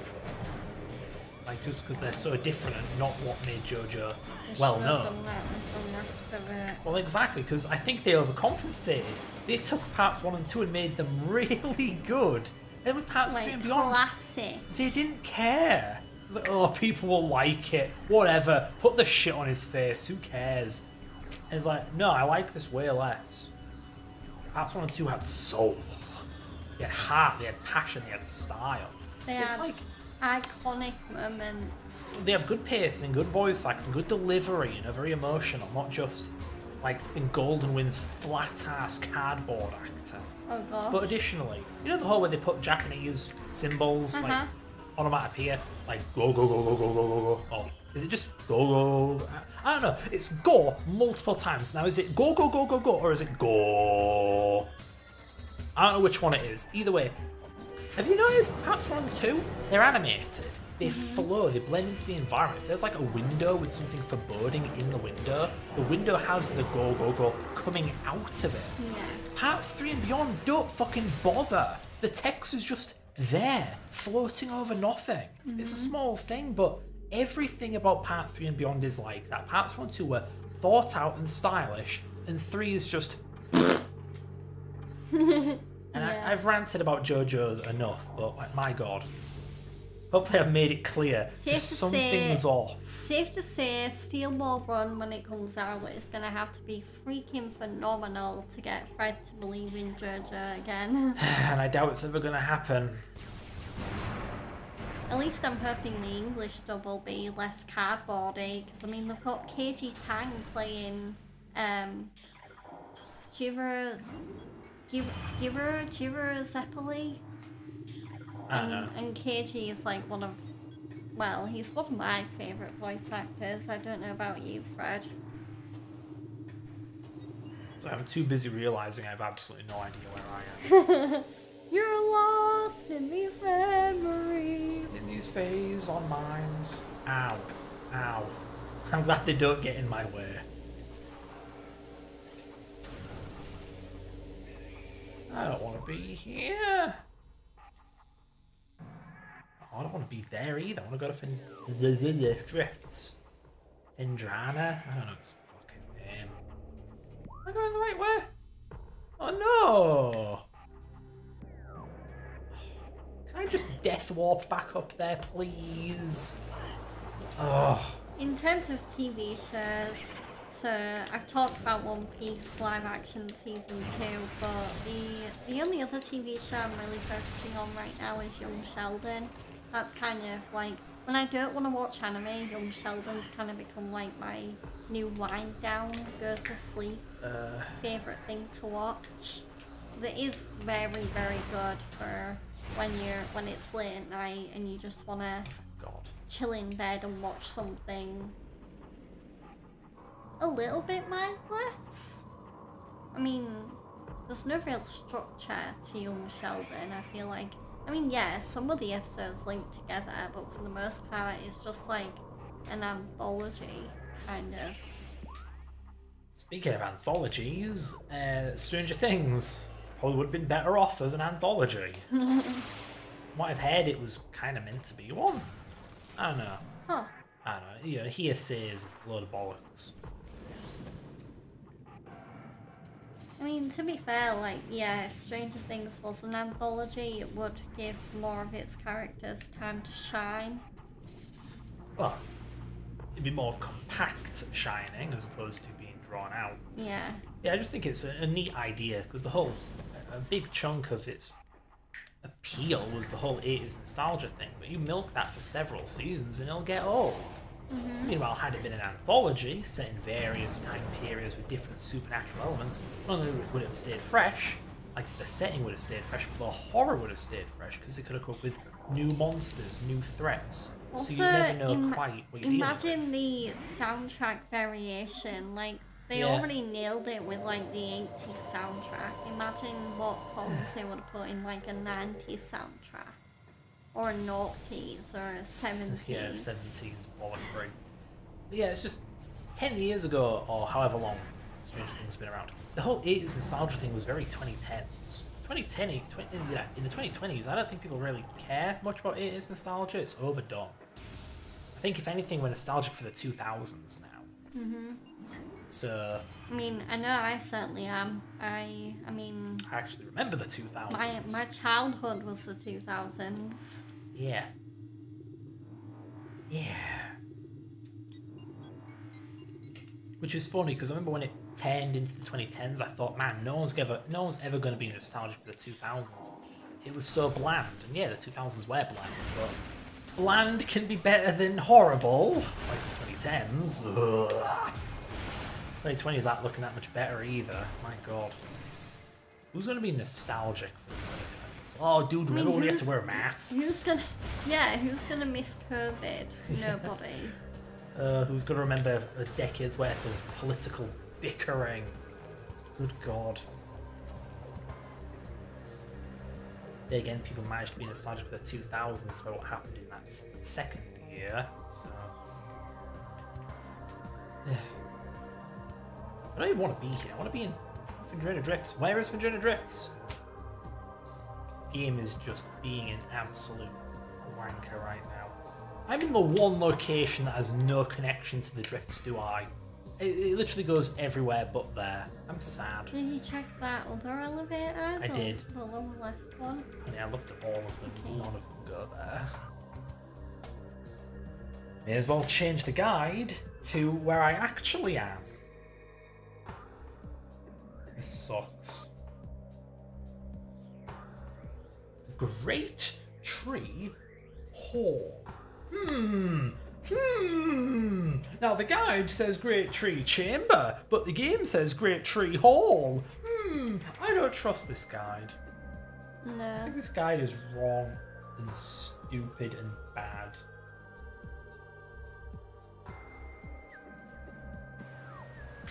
Great Tree Chamber. Don't get me wrong, as much as I've ran them. There it is.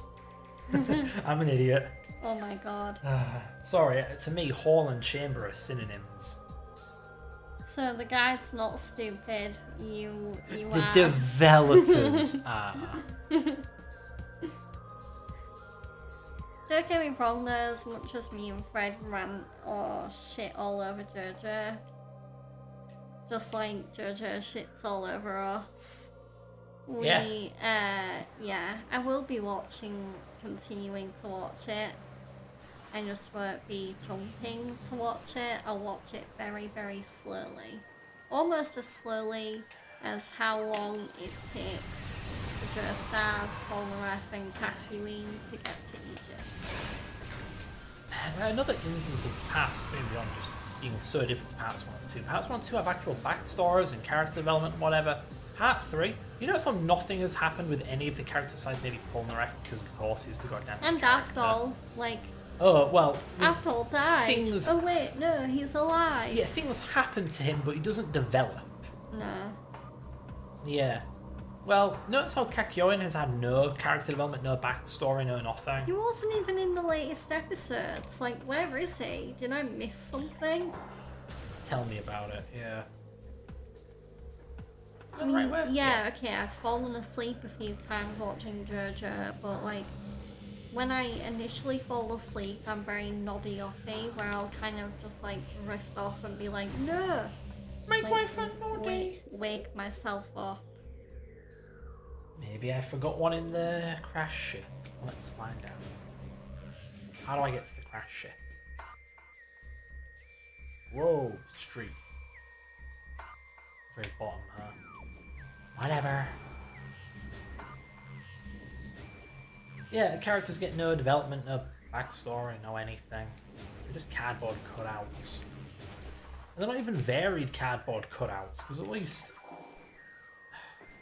SpongeBob, right? You have the Grouch, you have the ridiculous optimist, the whimsical fella. I mean, flipping One Piece, right? The characters are the most one-dimensional, but still you have the hard-ass Zoro.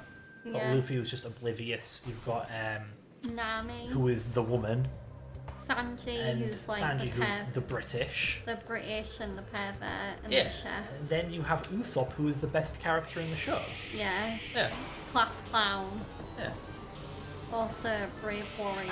But then in JoJo, what do you have? The wise old man who's a bit of a smart ass. Katara who kicks ass. Abdul who bends ass. And Kakyoin who throws emeralds at ass. They're very similar characters. What did you call Polnareff? Oh, the main character. Also, he'd rather F-word than ass. Oh, I guess he's the horny one, yeah. Yeah, he's a pervert. He's like, second he sees a sexy lady, he's like, hello. What am I doing? X-ray visor Fred. Do I have to kill these pricks? I don't want to do this. This game's not fun. You don't want to do this? No. Are you sure? Yes, Windows. I am sure. I'm not Windows. Oh, you sure talk like it. Oh. Are you sure you want to delete this file? You might regret it someday. Down. Hey, buddy. Oh. I don't think I super missiled this one, so it's got a bajillion health.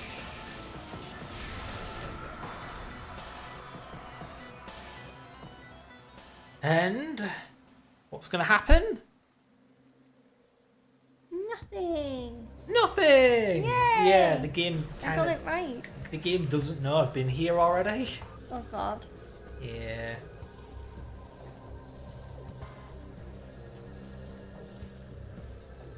Oh, very well, game. If you're so clever, I'll go this way instead. Yeah, coming out here was a huge mistake. I regret going this way. Don't really have anything to add beyond that.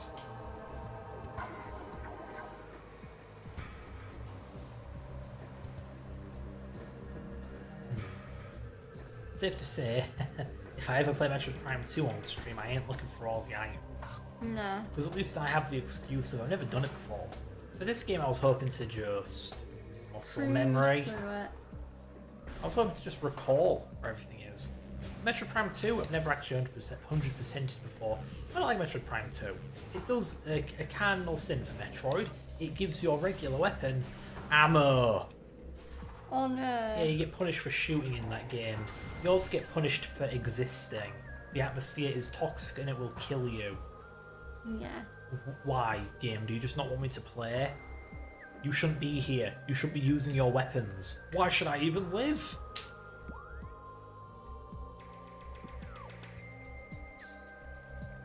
I feel like that statement says more about me than it does the game.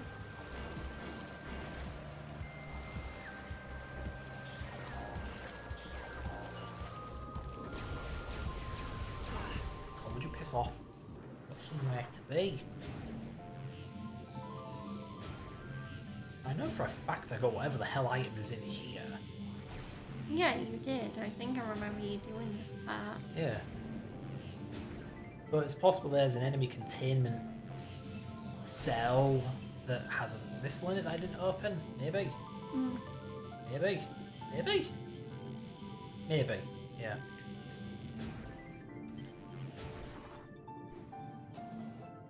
Just we got some good music here. Yeah.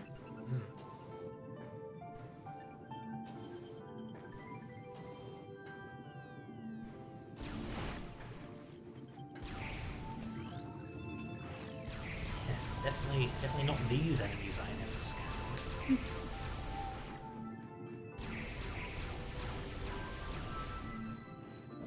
Okay, so it's got to be in here, right? Is it? Biohazard containment? No. What the fuck is biohazard containment in game? If you're so clever. There it is. What was she gonna say? If you're so clever, you tell me where it is, game. And it did. Did, yeah. Proud of it. Proud of the game for being kind of okay. Once. Kind of okay. Yeah, kinda. Kinda. I mean, it's the least it could have done. Kinda. So did I just... No? Oi, I shot you? Go to hell. Would you fuck off? God damn, move! Alright, so the item was in here? That's what the screenshot suggests. So I got that one. God. And I guess the next possible expansion is outside of the ship. Alright. So I'll backtrack over there too. I'm gonna apologise on Fred's behalf for all the guesswork I've been doing in this stream. The game really doesn't give me much to go off of. Yeah. This game be cryptic AF. Yeah, the thing is I did have some bloody eureka moments where I found things that I, in all likelihood, should have missed. Yeah. Like there's back in the Chozo ruins, there's a random bush in a hallway, and if you morph ball under the bush, there's a hole in the wall with a missile expansion at the end. I found that one. I did that one. Yeah.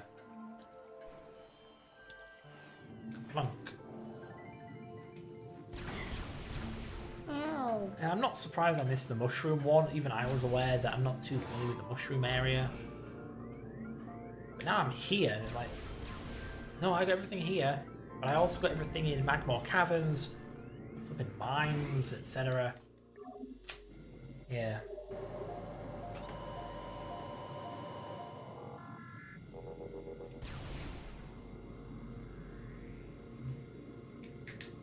I keep forgetting our streams are 3 hours, not 4. Yeah, it has been nice lately when I played Requiem to have done those extra streams. It clearly shows how good that game is when I plan to do a 3-hour stream and yet I just end up going over by an hour and doing 4 hours because I'm at such a good part in the game that I don't want to stop. At least that's what I was thinking then before I finished the game anyway.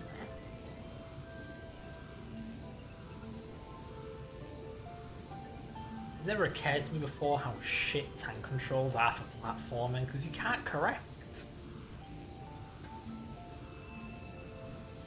You cannot course correct. That's a lot of C's in that sentence. Course correct. Oh, mother. Fuck. You cannot course correct. Yeah, like 3 C's in a row. Alliteration for the nation.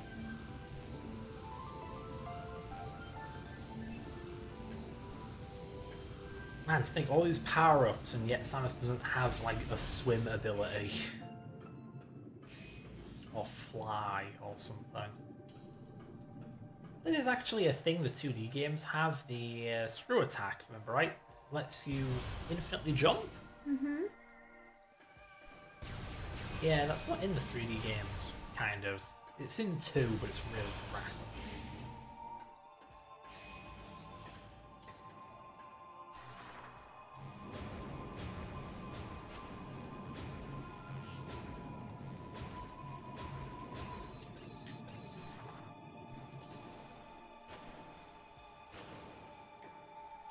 I still can't remember what that topic was I wanted to talk about earlier. I really don't think you've been doing anything else for me. Nah. Just programming. Just programming. And not even interesting programming.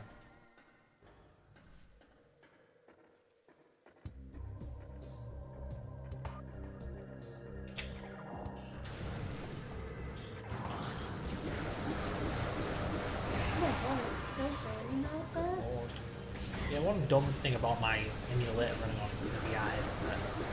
The headset it seems to be running at either 72 Hz or 90 Hz, which is fucking terrible for a 60 Hz emulator.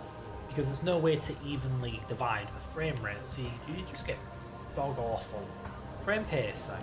Yeah. Mm-hmm. Which isn't nice. VR already makes me nauseous as it is, and here you have an uneven frame rate making it worse. Definitely got that one. Oh god, I'm back at the beginning.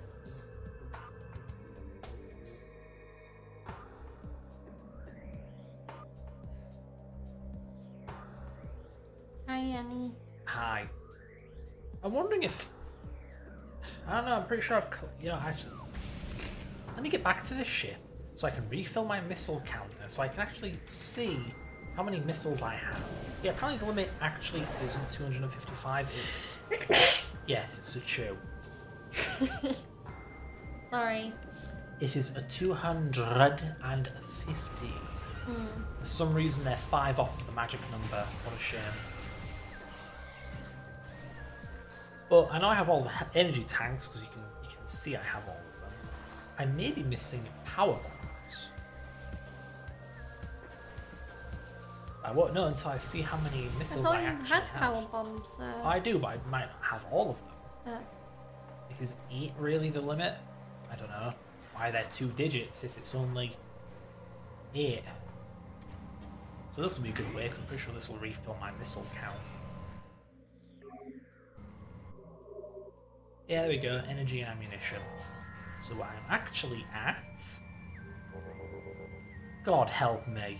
I'm missing 3! 235? Oh! Yeah.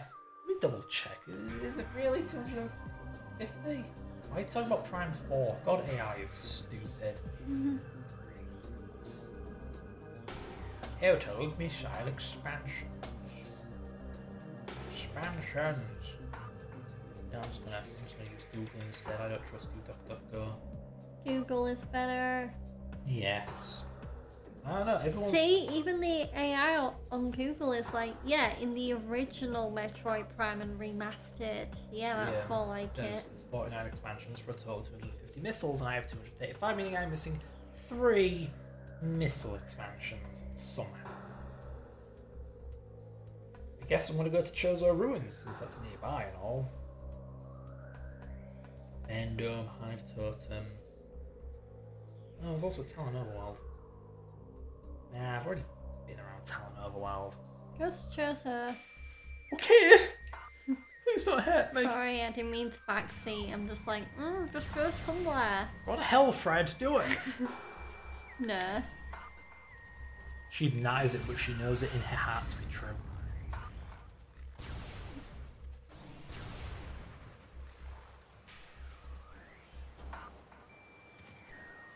It's just, man, that's what I get for being rusty. Because from my perspective, I did everything correctly. I did nothing wrong, nothing at all, and the game is punishing me. The game is calling me a doo-doo head, and I do not agree. I am not a doo-doo head. This game's a doo-doo head.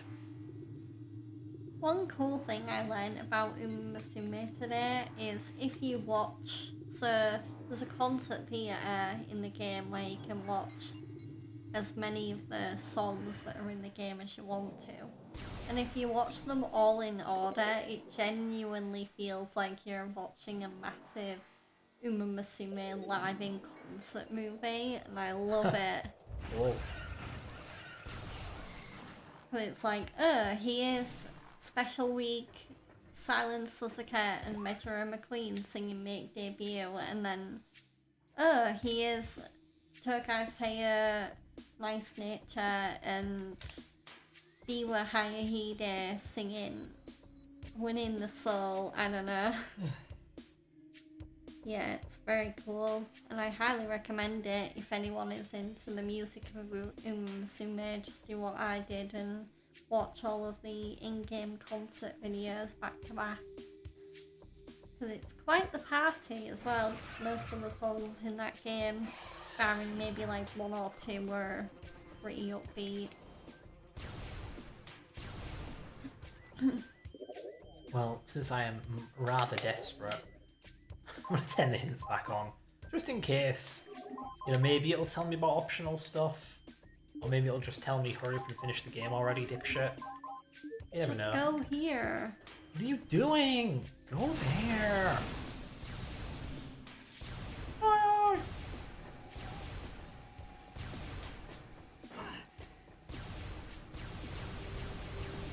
I'm waiting. Yeah, where's So- the hints?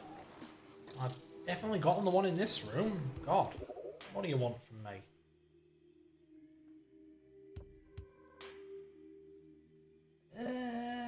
Wait, 1, 2. Oh, right, that one. Watery Hall access. Pretty sure I already have that one, but yeah, mistook it. Stuck it? Mistook it. There is Watery Hall access anywhere. Over here. No. Over here. Here. Here. No, Here. no. I already did the Magma Pool one, didn't I? Pretty sure I did. Even though I didn't see it on the list, oddly enough. Watery Hall access. There, that one. Yeah, okay. Man, this guide is in a weird order. Yeah, usually guides are better at, you know, putting things in a convenient order. Can be. Samus?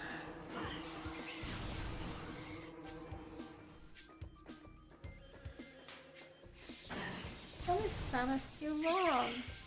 Not straight. That is what she did wrong.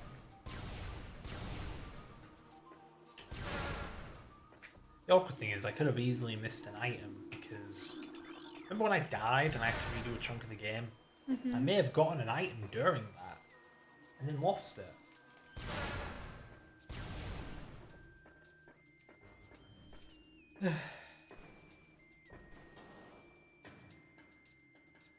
Well, now I'm paranoid. Let's go back and double check. Again, this guide is in a really dumb order. And in this room, you can see a little horseshoe shape. There's a missile in there. But I'm pretty sure I already got it. But let us find out. Oh my god! You didn't. Alright. You got it. Okay, game. Well, that's 2 more then. 2 to go. What do you mean I never got that one? Ugh. Maybe you did die and then you lost it and then you never came back to get it. Well, with the way my memory is, I don't even remember when I died. Therefore, I don't remember what I missed or what I got. Are you sure you don't have any neurological problems? I mean, besides autism.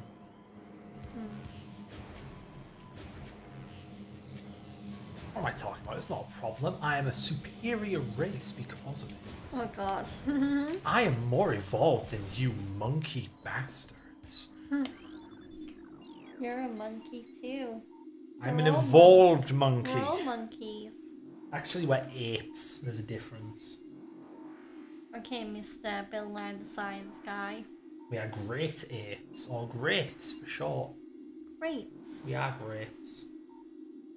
Also, after the stream, leave the HDMI in because I'm gonna want to play Bratz on the big screen. Ooh, rats. Well, I figured you'd want to maybe peek at it. Peek at it?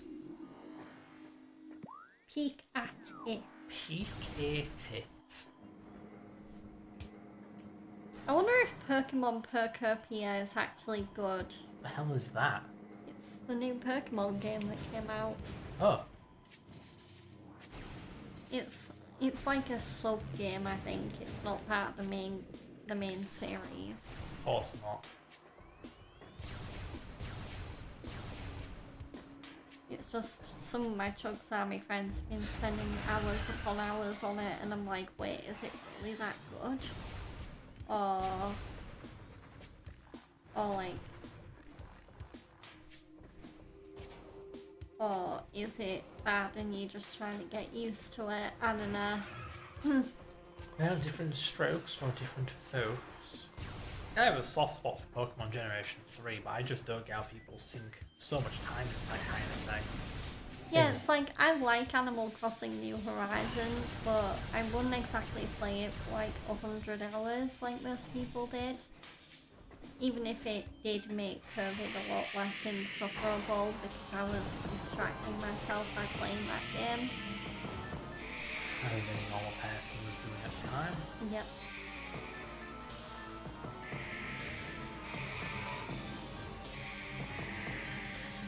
Yeah, and then again, of course, I'm the weirdo who's really got into the Chow Garden or something that you wanted to back in the day. So I know what it's like to be into an odd little sub-game. Or not sub-game, but that type of game.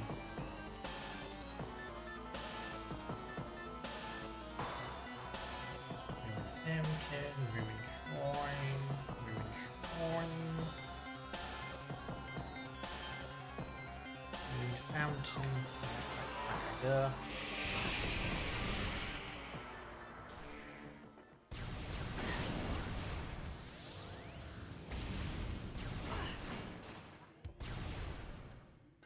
Yeah, like some minor hints would at least be good. Like in Ocarina of Time, you know you've gotten every Skulltula in an area because that part of the map is marked with a Skulltula symbol to say that you've done it all. That was in 1998. This was what, 2002? What's the excuse here? Would it have killed the developers to just have oh, you don't have to explore this gigantic portion of the game, you've already done it? I am glad I managed to get through Requiem even after, you know, the lack of colour coding on the map, like I said. Yeah, the fact I still managed to beat the game without getting hopelessly lost. I mean, the only difficulty I really had was the game difficulty itself. I had to downscale. Right. But So here's an area. There's nothing in the wall. Nothing in the wall. Swing over. And there's this wall here. Is there anything in this wall? No, but there is something behind it. Yeah, it's like a Chozo or whatever. Oh, nothing in here. So we've already done this. Goody, goody, good, good. And that takes me to training center. There is something. Training chamber. Well, there is something in the training chamber. Maybe I missed it. Let's go find out.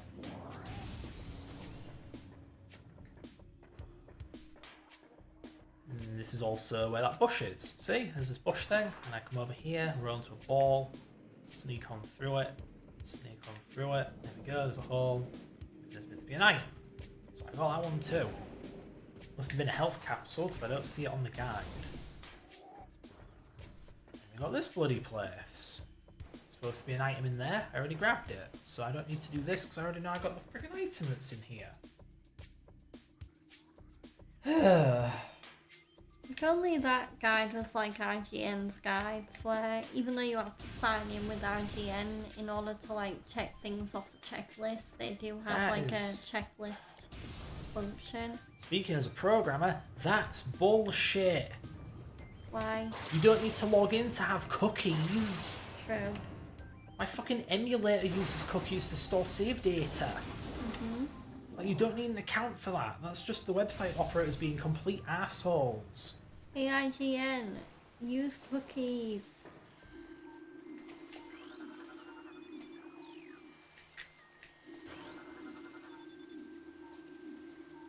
When decay flows, the hatchling will walk a poisoned path to the source. Thank you, Chozo Law.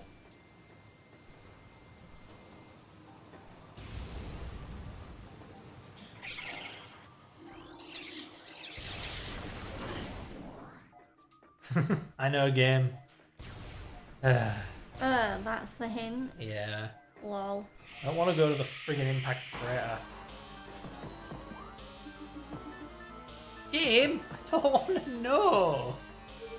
Leave me alone. Oh, it's telling you where to go. I just wanted to look at the map. Hey, at least it shows you where it is. The hint was already quite explicit. True. But then you don't know the names of most of the places, so... Well, I know where the fucking impact crater is. Lol. It's only the name of the entire area. Yeah, it was around here that I died. Right. So maybe... I hear it. Son of a bitch. Well, one more to go. Yay! One more. Whee! We're Splat. nearly there, people. I hate this. Yeah. Right, where is Crossware? I hope we're making this as not boring as possible for you guys. Oh, that's Crossware. Alright. I mean, I could be talking about other stuff more right now, but it's hard to find things off the top of my head that I haven't already talked about. Hang on a minute. I mean, I've not really been watching any movies.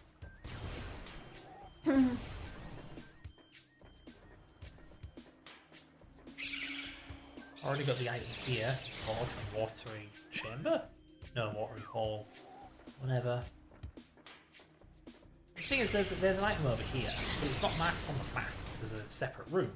So is it not a separate room, or have I just not gotten this item even though I know for a fact I came here once? Here we go, see? There's nothing here. It's not... Look at that!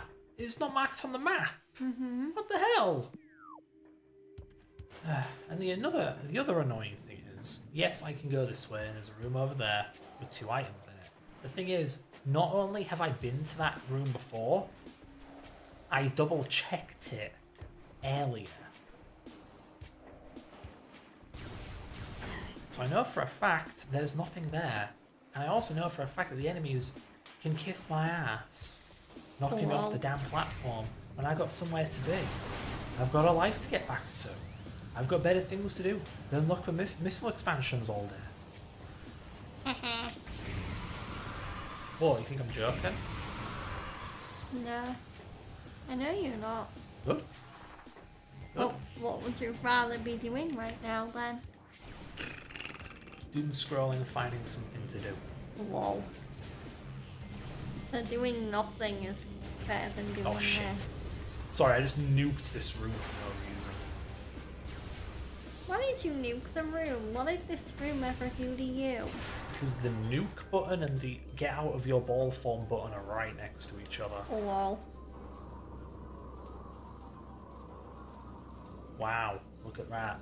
Nothing here. Nothing there.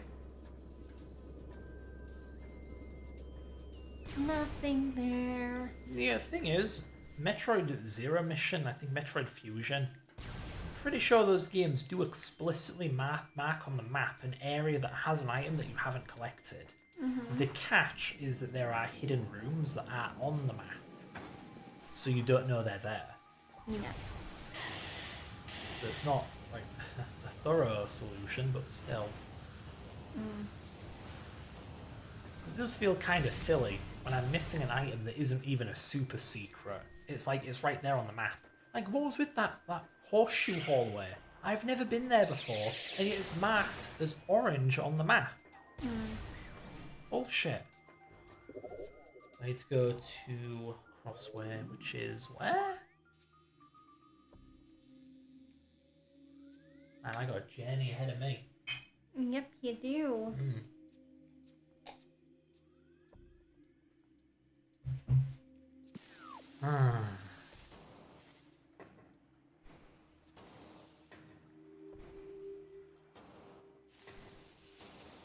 Another awkward habit this game, oh my god, has. Like, the reason I missed the horseshoe thing is because the first time you go through there, you don't have the item that you need.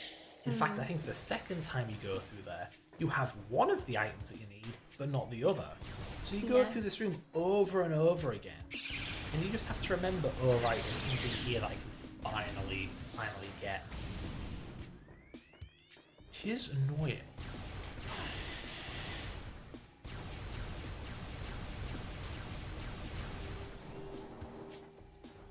Sure hope there's no secret crap around here. I'm gonna go check if there's any secret crap in here. What are you gonna do with the secret crap? Bite off my tongue. No!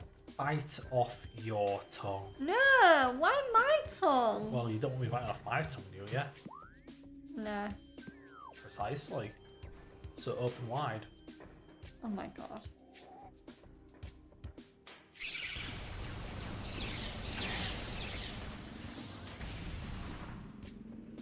Oh god!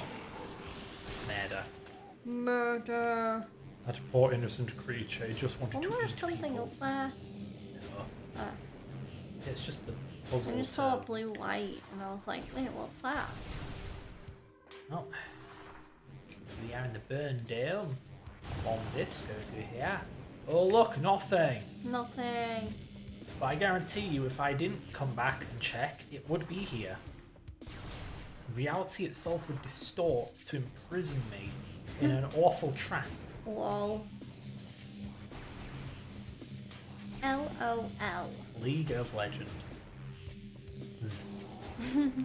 Yeah, where was the S, honey? Sorry, I'm just used to people calling him Stephen Hawkins, even though that's not his name. So now whenever something ends with an S, I'm questioning it.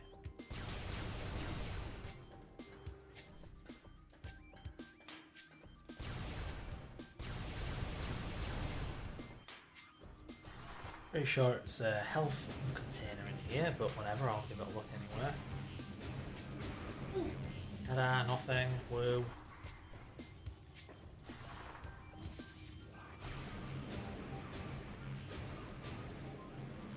I wonder if Prime 4 does anything about this. I've heard that game's an abomination, but did they make the collecting better? Because they've had like 20 years to figure out how to pull it off. I wouldn't. I've not seen any gameplay from 4. I'm sure you've heard dialogue from 4. No. Oh, look at you then. I haven't heard anything about 4. Like, that door just opened by itself. Oh my god. Can you, like, stop shooting me? Whoa, is anything like, here... Whatever. Is anything on this planet, like, not trying to kill us? Ugh. I'm already getting in the Tweeble frame of mind. Tweeble. Like That's whatever. That's a pretty good way to describe it. Yeah. Like, yeah. Oh no.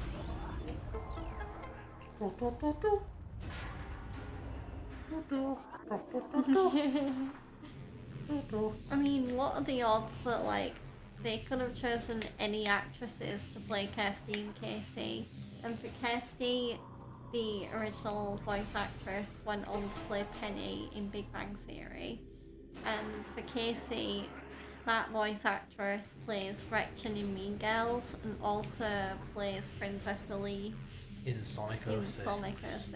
And Meg Griffin in, like, the first season of Family Guy. Yeah. Lacey Chabert. Chabert. Is that actually how you say her name? I don't know. All I've heard is the most stereotypical American voice say it. Lacey Chabert. Played by longtime Sonic fan Lisa? Lacey Lisa. Chabert. Yeah. Sonic, Mr. Sonic. Yeah, definitely got this one already. Whoa, I love wasting my time. What are the odds they do like a Sonic 06 inspired Sonic movie and they bring Lacey back to Films are already bad enough, man. Well, Sonic 2 is better than Sonic 1. Yeah, the and movie. being stabbed in the eyes is better than being stabbed in the heart. I mean, At least you live afterwards. it definitely made a 10-hour flight less boring for a couple of hours. You watched the Sonic film? Yeah, the second one. I was not paying attention. Because Wow. I think you were asleep. Oh, holy crap, I fell asleep. That's amazing. That or you just couldn't care less about what I was watching. Clearly not, because it's Sonic. But no, I think you did try and fall asleep. I don't know if you actually fell asleep. I did try. I did not achieve. It could very well be in Magmore Caverns. Do I have a good way to get over there? Me and Zoom Fred out. had a crazy moment last night, so anyone else who has a Fire Stick, you'll know this, but if you leave it for a bit, then a slideshow of pictures from around the world comes on. And lo and behold, me and Fred actually saw, well, Fred saw it and then relayed the information to me, but he saw a picture from Oregon of the sand dunes that we actually went to and walked on. Yeah. I recognise they have an infestation of, I think they call it seagrass. Yeah. It's not native to the area, it was brought over, and it grows bloody everywhere. And it's annoying to walk through, it's sharp, it's prickly, and it's very hard to get rid of. So yeah, I just see the seagrass and think, oh god, seagrass, this is like a beach, it's all sandy and stuff. And hey, I recognise all that debris, like washed up wood on the beach. I've only ever seen that in one place in the world, and that's Oregon coast. Yeah. And yeah, 10 on the image descriptions for the screensaver, and it says, it's what do they call it? Dune City. Yeah, I think. yeah, outskirt. The beach of Dune City. It's kind of weird. It's not like you see pictures of our town on the Fire Stick. No. Never gets any attention. But to be fair, we don't do anything. I mean, what's the last thing our town did? We were City of Culture, Whatever the hell that means. like 2017-ish. We had a horrible flood 20 years ago that killed one person. Yeah, we got stuck in a drain, if I remember rightly. Yeah, none of the firefighter equipment worked in the water, so couldn't really do anything. No. Yeah, that sucked. We humored the idea of cutting his leg off to get him out of there, but he died before that could happen. So, learning experience, I suppose. Yeah, don't go hiding in a drain when there's a flood around. I meant more so learning experience for the firefighters. And maybe oops. get gear that actually helps people not die. Yeah. I mean, isn't their whole job to save lives? It's like, nah, there's too much water, 7 out of 10. Have some respect for the dead, Georgia, my word. I am. What do Yeah. you mean? Making light of a tragedy. Did I say it right? Tragedy? Tragedy. Yeah, I said it right. You said it right. You didn't say tragedy like you usually do.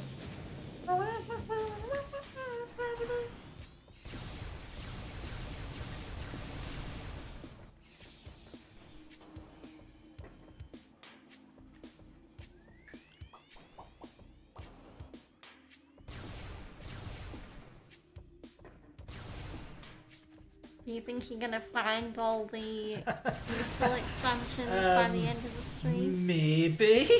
Maybe. Maybe. We've got like I know, half an hour. just, well, nearly half an hour. Hey, what is it in here? Did I miss the one up there? No, I didn't. No, you didn't.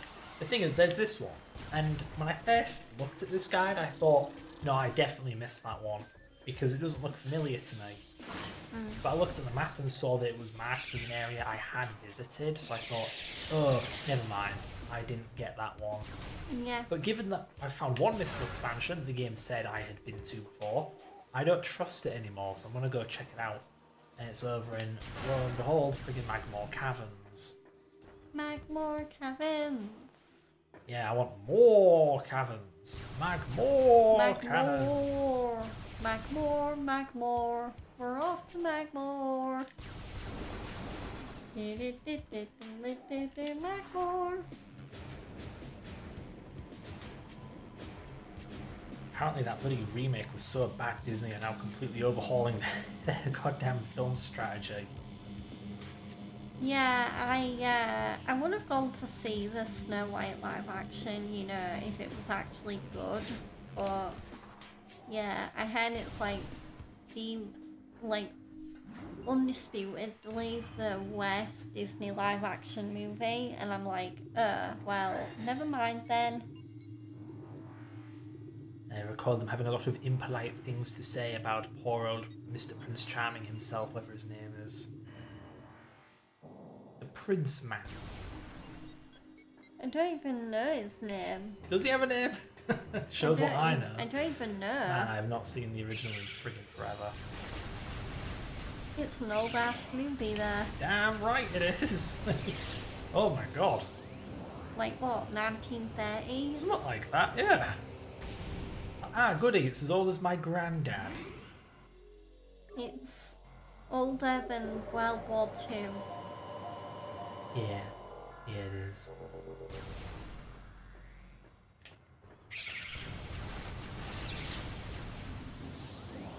I'm hoping the live action version of Tangled is going to be, or Tangled is going to be better because they're, so, I mean,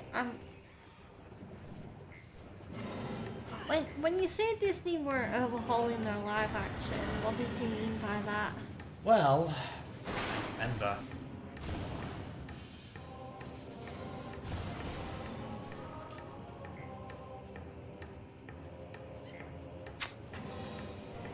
How do I put it delicately?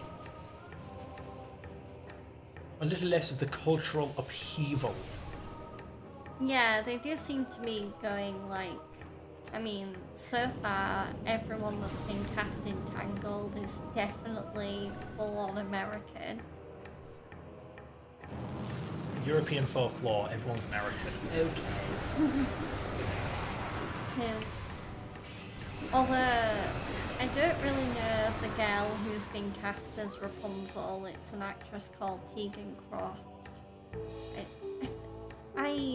I might have heard of the actor who's playing Flynn Rider, because I think he might have been in like a popular teen drama show or something like that, but so far the only cast member from the live action Tangled that I'm going to be very familiar with is Catherine Hahn, who has been announced to play live action Mother Gothel. And yeah, Catherine Hahn, she is very, very funny. She's been in a lot of good comedy movies and stuff. So I think she'll be a great choice. Apparently I've definitely been here before. Yeah, look at that. Nothing. Oh. I don't like this anymore.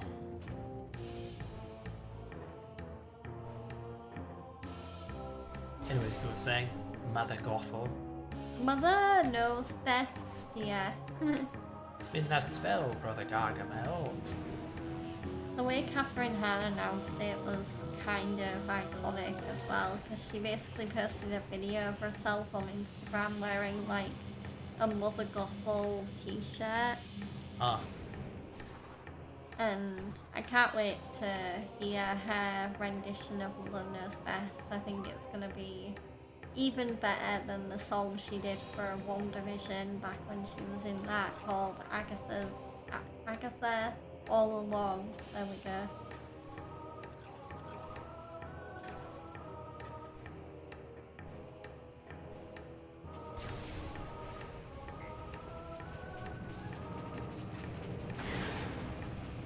Yeah, Disney and their bloody re-whatevers really took modernization to a whole new level. It's outright contradicting the previous versions, declaring them wrong or bad or whatever. I got the whole thing with Pinocchio is he wants to be real. And then the remake was like, he was perfect the way he is. He is a speaking wooden doll thing. I don't think anyone wants to live like that. I do appreciate that the live-action Aladdin remake, even if they cast a questionable actor as the genie, like Will Smith wasn't my first pick. Yeah. I do like that they made Jasmine less of a damsel in distress, and I mean, you'll disagree with this. No, I've never seen the original, I don't know. But, well, you'll disagree with the next part, I mean, but she literally has a song about, like, speaking up, and basically it's a female empowerment anthem, kind of. So they kind of made Jasmine less damsel in distress and more of, like, a female empowerment character.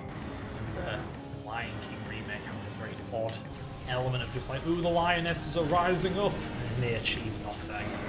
Oh. Wow, how empowering. You made them do nothing.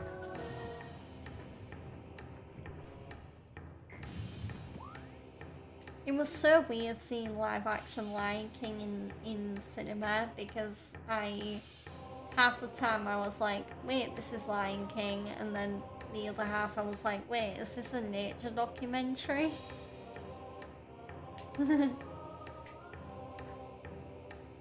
mind me just internally fuming over the guide being like, go here, now go back to here. Yeah. I was just there, you fucking prick. Oh.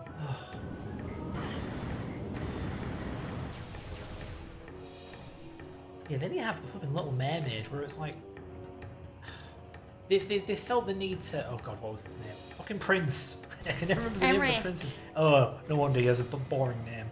Yeah, Eric. They felt the need to remove what literally contributes to the goddamn plot by having him not be the one to take out Ursula. Like, So really? who takes out Ursula then? I've not seen live action Little Mermaid. Ariel. She does it. It's like the whole fucking point is like redeeming humanity in the eyes of like Poseidon after what the humans did to Ariel's mother The and whatever. biggest blasphemy to me though is still how they turned Mulan from a musical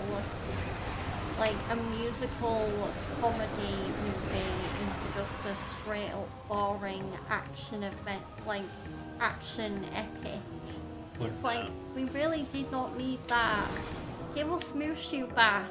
Give us, is it Sheng? I don't know their names. I'm so bad at remembering Asian names. The captain. Shang, I think. I don't know.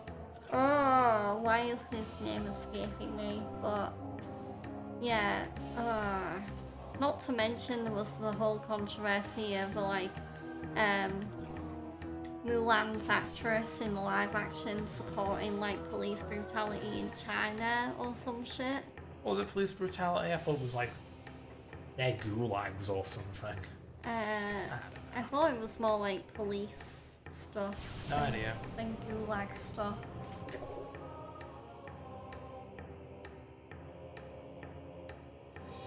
And like, it always seems like Disney live actions nowadays come with drama, because yeah, there was that with Mulan, and then I kept hearing rumors before Snow White came out that like the actresses that played Snow White and the Evil Queen legit did like each other, and it's like, oh, stop it with the real life pettiness.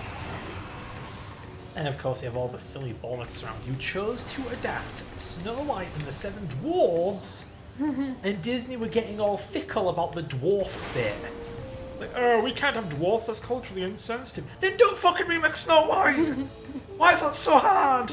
Yeah, they could have gone for like midget actors, but instead they just went for CGI dwarves, and it's like, yeah, no wonder people like former WWE wrestler turned actor Hornswoggle and Peter Dinklage were like hello, we're right here. That's the opposite of what I had. Remember, right? Dinklage was all like, "No, you can't do that. You can't have people play dwarves." I think Hornswoggle was the exact opposite. He was like, no, I disagree with Peter Dinklage. People Right. can play dwarves. Also, I don't think midgets is the word you're looking for. Midget just means kind of like a short person. Dwarf is dwarfism. Yeah, that's what genetic Peter thing. Dinklage has. Yes, that. There's a difference. Is my point. I looked it up because I was very confused.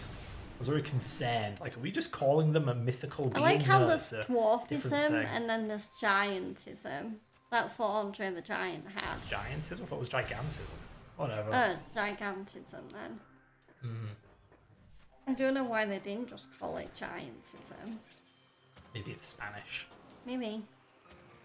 El Gigante. Something like that, yeah. Man, this guide is in a really fucking dumb order.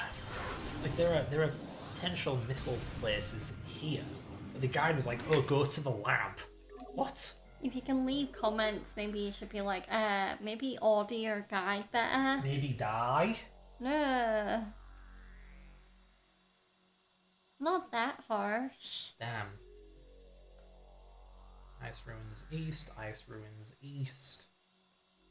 Shorelines. Yeah, it's backwards! The ones that are in this area are at the end of the guide for this area. Oh. It's not sequenced for a casual playthrough either, that's a separate guide, I saw the link. So this isn't for the order you would get them in main gameplay. Allegedly. There's also one up there, but I already got it, you can already not see it, and I do remember getting it. Say that, I can't reach it. Damn. Yeah, right, call it item. Yeah, baby. Apparently it was not worth the 1 bit of save data to just remember that this has already been done. 1 bit, not even a byte, an eighth of a byte. Too much. Too much for the 2002 game developer. Got that, and now we're going to go to Ice Ruins East where there's 2 missile expansions apparently. Maybe this is it. Just gotta get over there. This is one of those songs that people really like in the game. Yeah. Yeah. Wahoo. Weehaw. Yeah, I feel you, honey. I want to play Bratz. Ooh, be rats. Filthy rats. So we got one, of course, in that little hallway. Yeah, one on the spider rail. I know, I did them already. I don't need to do this twice, but I'm going to do it anyway because you just wait. It'll be here. Inexplicably. Oh, already got this one. Wow, who could have seen that coming? The next one is over here. Tail into a ball, go around this corner, spider up, spider, there we go, spider rail up. Oh, look at that, it's already been obtained, wow, it's amazing. And next up is quarantine monitor, gravity chamber, and frost cave. I think it may be frost cave. I remember getting the frost cave one, but who knows, maybe I forgot to actually pick it up. Or maybe you died and forgot to pick it up again. I only died once. That was at a different place, I think. Okay. Actually, you are right. This is the area I died. Ha ha ha ha ha. There's a good chance it is here, actually. Shit. Oh dear. If I'm right, then I want a reward. No, I am not buying you a PS5 Pro. Oh, or a Switch 2. You already have a powerful gaming laptop. That's good enough. True. How many Bing Bing Wahoo games do you actually want to play? Bing Bing It's a Wahoo. derogatory term for Mario games. Mario Kart World. Why? It's bad. No, it looks really fun. open world where every racetrack has cars on the road for some reason.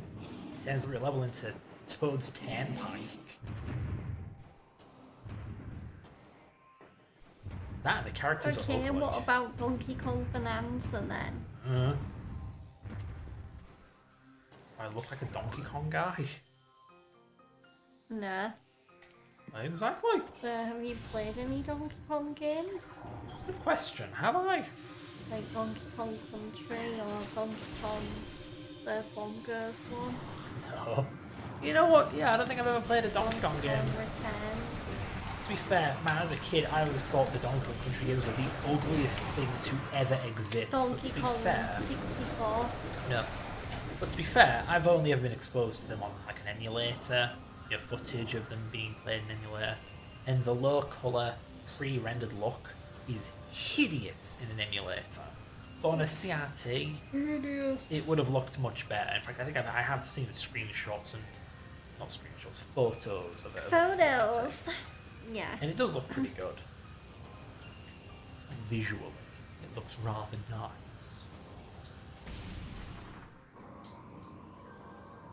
But I don't know, I have enough 2D platformers in my life, I really don't need more.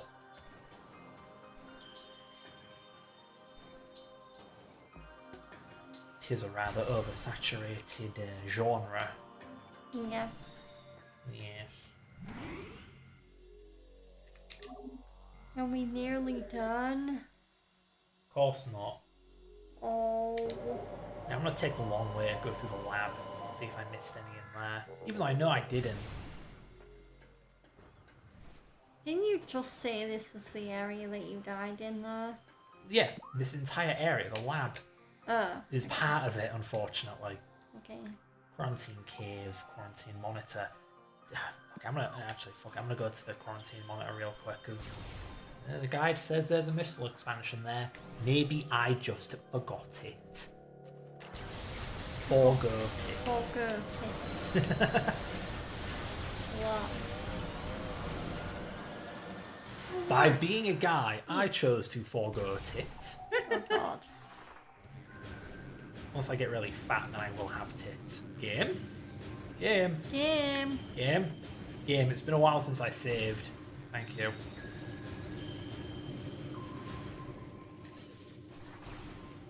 Never seen that before. Thank you, Dolphin. Very cool.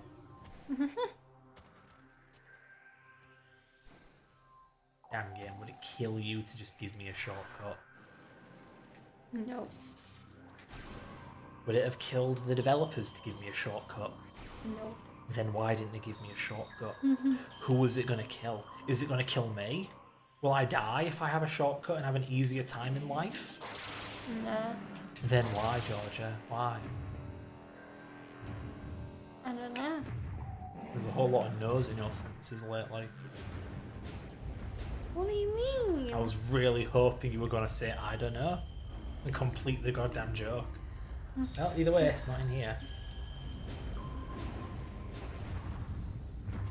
Guess back the way I came. Maybe. Well...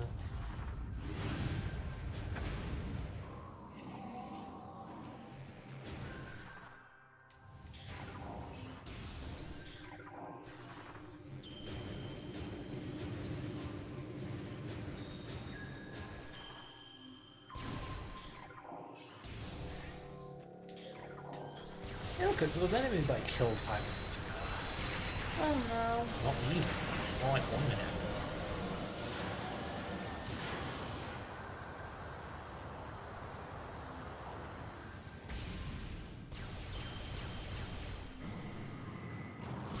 Oh, sense.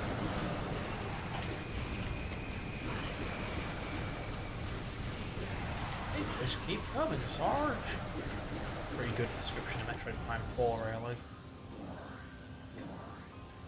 Shooting the hell out of a bunch of Keep enemies them coming, Sarge. while Sarge and his team are just spouting one-liners.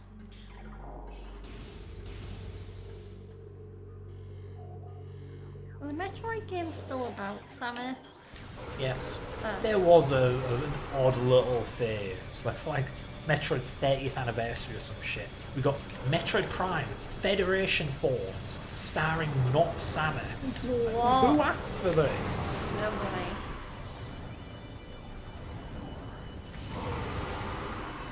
Samus is the face of Metroid. Don't ever change her. Yeah. In fact, it seems wherever there is Federation troop involvement, there is a bad game. Yeah.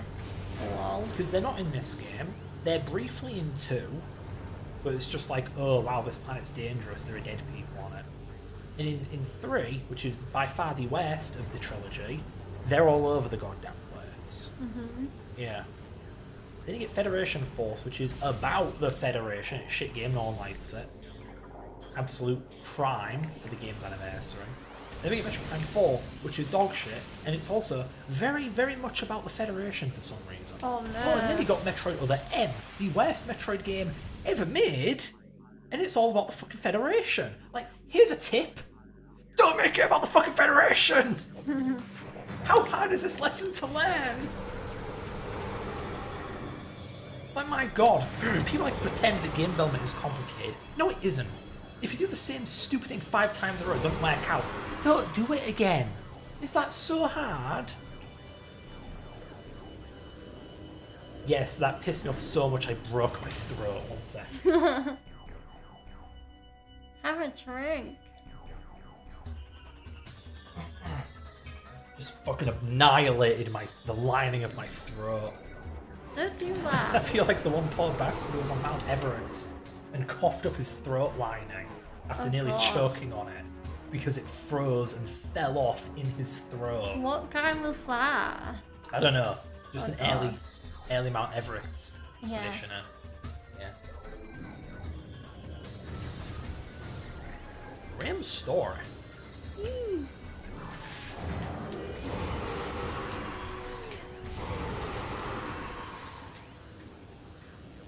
So hold on a tick, am I dumb? Am I dumb? Am I not in the right room? Research Lab Aether. No, this is Hydra. Is that Aether? Yeah, okay. So I'm not there yet. And there's nothing in... There is one in Hydra. Right, but I know I already got it. It's the one in the tank. This tank, which I already... Piss off. This tank, which I already blew open. Mm-hmm. See? What's in that tank then? That's a Metroid. Uh, So Hydra, Aether, right? we will get there eventually. One can only hope. We must believe. Injure Henry. I was thinking also, what you gonna do when you come? I gotta believe. Rap the rapper. Okay. 2 to the 1 to the 1 to the So 3. you The don't rapper's want my to say name. I his rap name every and her Tuesday. peel appear. I wasn't thinking of that, you know. Oh. I'm afraid I do not believe in Joe Hendry. I don't think he will keep the championship very long. Well, he already beat Ricky Finn, so he's proving you wrong. Not for long. Not for long. Yep. Nice rhyming. I am a poet, and I don't even know it. Again, do I have to look in crappy monovision for my whole life? I'm not Scott the Walls, I don't need Monovision, monovision. Monokuma, Monokuma. Can't wait to play Danganronpa on stream. That'll be fun for you. Not for the characters, those poor souls. It is neat how, well, not going into spoiler territory or anything. The game has that gimmick of it's purposefully trying to make the viewer and the characters feel despair, Yeah. which is nice because it's all psychological. It's like art. Its purpose is to make me feel something, even if that feeling is terror, fear, despair, and dread. Yeah. There are nicer emotions I could be feeling, but it's nice that I feel something, man. Something. Something. I'm numb inside. I want to feel anything. God, what am I, that one freaking Yakuza character who wants to get beaten up? And which one is that? I think it's 7. Like a dragon. Yeah. Well, which one? Like a Dragon Ishin? Like a Dragon Infinite Wealth. Yeah, which one? Like a Dragon Pirate Yakuza in Hawaii. Yeah, you gotta be more specific, Fred. Dumbass. Stupid piece of shit. Like a Dragon Yakuza, the TV show. That fucking space pirate right there got my hopes up. I thought that was a missile. Oh. For that you die. Die. He's dead. I done killed him, I did. Yeah, Again, I don't. there's a doornail. I Yeah, don't it's see not it. there. Nope, I'm It's not not seeing it. there. Nope, I don't see it. Oh, I'm being shot at. No! You Whatever. fell. I know it's not there. So where is it I then? don't know. I don't know. I don't.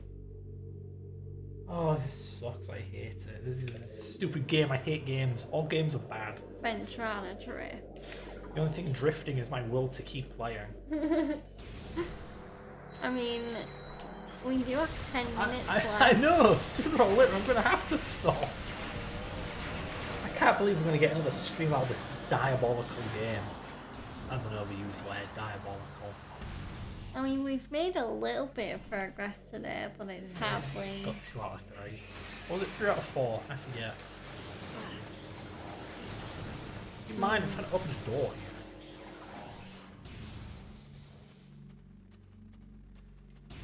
You know, I don't even get why this game has loading screens when it's already capable of dynamic loading.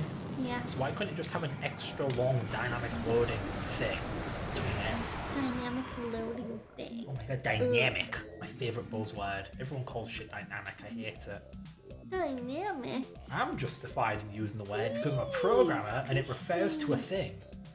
Yes, a thing, very detailed, I know. Okay. I assure you, I know what I'm talking about, but I don't know how to say it. But don't let that knock your confidence in my ability to convey what I am saying. Game, please.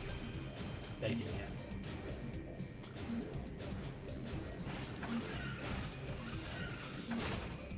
Whoa, nice camera angle. What the fuck was that?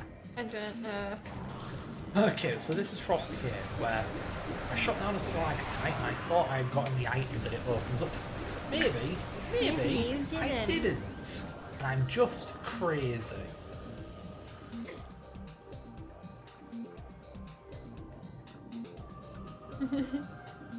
Got that? Good. What? The world hates me. Why?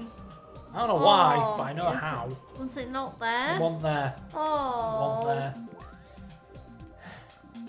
No, I'm We're not, just looking for one missile expansion. I'm not mad, I'm not angry, I'm we just can't sad. find it. And I can't help because I'm not familiar with this game. Don't 100% video games, everyone. It's not worth it. This is why you don't 100% video No. games. Unless they're easy and stress-free. This the stupid thing is, I've beaten this game maybe 100% this game, maybe 10 times. Like, you'd think I'd have memorised this shit by now. But your goldfish memory... Well, that's the thing, my goldfish memory has clearly forgotten the times where I did get every item, and I proceeded to spend the next 3 hours looking for them. Yeah. I've forgotten all about that. But I do remember the playthroughs where I did happen to find everything, and I had a grand old time, and I was very happy. I miss those times. I mean, watching all the tram races in Sonic Yeah. Adventure 2 was easier than this. Yeah, it was pretty naff. There's nothing in here, right? I mean, why would there be? How would there be? Very caught on.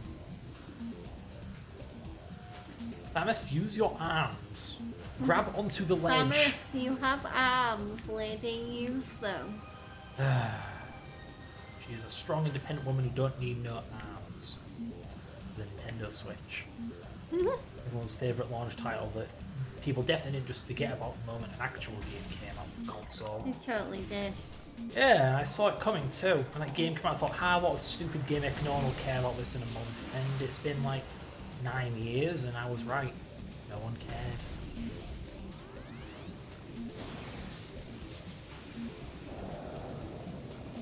Fred, you're just angry because feel you're like- having a bad time. You're right. I feel like the one launch title I should have cared about more. Had I known Astro Bot was gonna come out, is Astro's Playroom. Because I barely touched that game when I got my PS5. La pièce de résistance.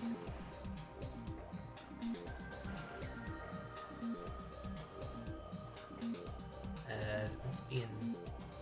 Where the fucking heck? What? Where does this lead? Hello? There's just a grapple hook and I don't know where it goes. Well, use the grapple then. I can't. It won't let me. I have to lock onto it. It won't let me. Game.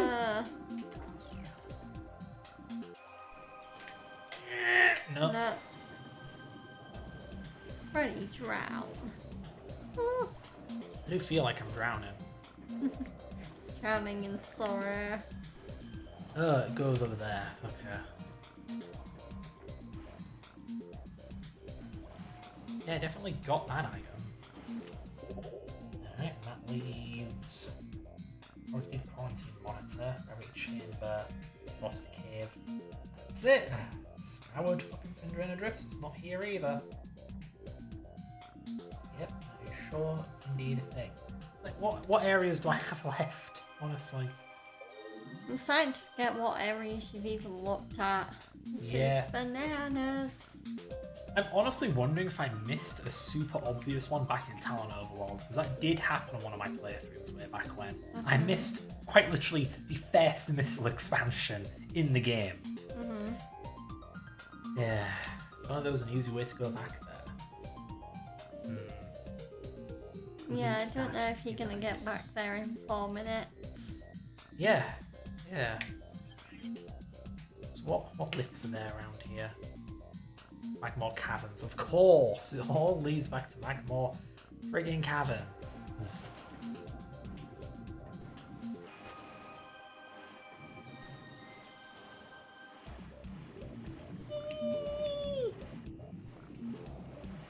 Thank you for trying to distract me from the pain, but I'm afraid nothing works. Oh, There is only pain and suffering from here on. no. Yep. Don't be like that. But don't be a bitch. I'm not saying that. But you're thinking it. No, I'm not. Intimidating me. I'm trying to distract you like you wanted. Oh. I'll be playing distracted when the stream is over. Find other things to concentrate on than where this one fucking missile expansion is. Yeah, and I can have fun with my Bratz girls. My girls. With a passion for fashion. Ooh, rats. Out of bound rats. I'll always be here for each other. Out of bound rat. Yeah, ooh, out of bound. Brats. We'll always be there for each other. Ooh, be rats. Style and how we feel. Talking about best friends. Together they can do anything.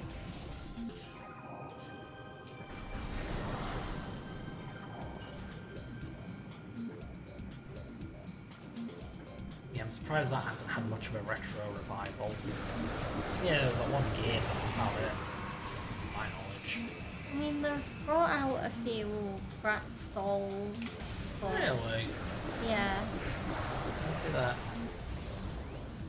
but they've not been as popular as they were back in the noughties. I wonder what is popular with girls these days. Monster High, My Still? Little Pony, Feels so early mid 2010s.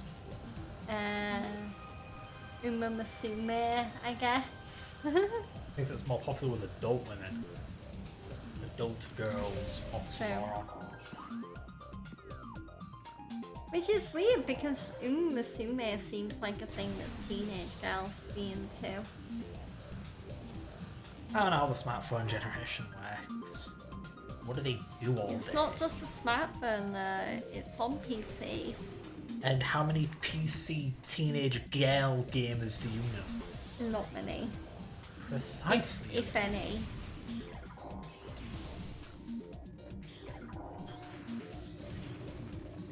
An epiphany. I said if any, like if any. Oh, I changed it into Epiphany.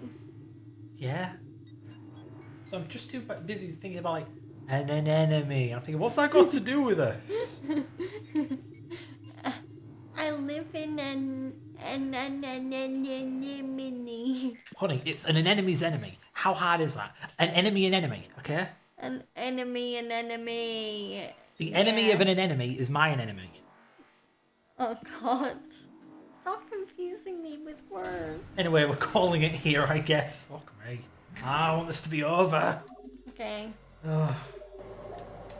Yep. Thank you guys. You were we very, are, very unhelpful. we are about to hit the 3-hour mark and we're gonna Yeah. call it here Yeah. because Fred has had enough looking for Yeah. a elusive missile expansion that he Yeah. can't find. Yeah. Yeah. So I'm sorry you didn't have fun, honey. I'm sorry I thought playing this game was a good idea. Oh, yeah. Okay. So, I'm just gonna lift this up. Okay. Don't let it drop on my head. We'll never hear her talking. You will see that her words are too far from the mic. It's stolen her words. You'll never hear her last word. Her last advice. Ooh. Very good, honey. Yeah. I know how to rhyme words. She rapping. Okay, so, where's the mic? When I Please. was 13, I had my first love. It was a thing compared to my baby on the feet, which feels like a heaven from above. She had me going crazy. Oh, I was starstruck. That's not a copyright violation. That is an instance of rapping. I'm making an educational comment. You can continue. So I will be back tomorrow, and tomorrow will see me return to Ace Attorney as I continue the special DLC case that is included as part of the Apollo Justice Trilogy Remastered Collection as part of Dual Destinies. So do join me tomorrow for some good old-fashioned Ace Attorney investigating. I am very much looking forward to getting back to that game.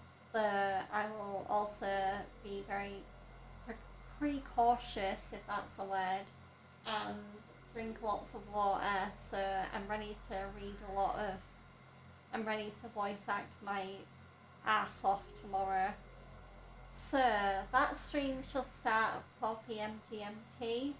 And yeah, I hope to see you all there. But in the meantime, if you like the stream and you are watching on Twitch, then please do follow me and hit that bell button to turn your notifications on so you know when I go live.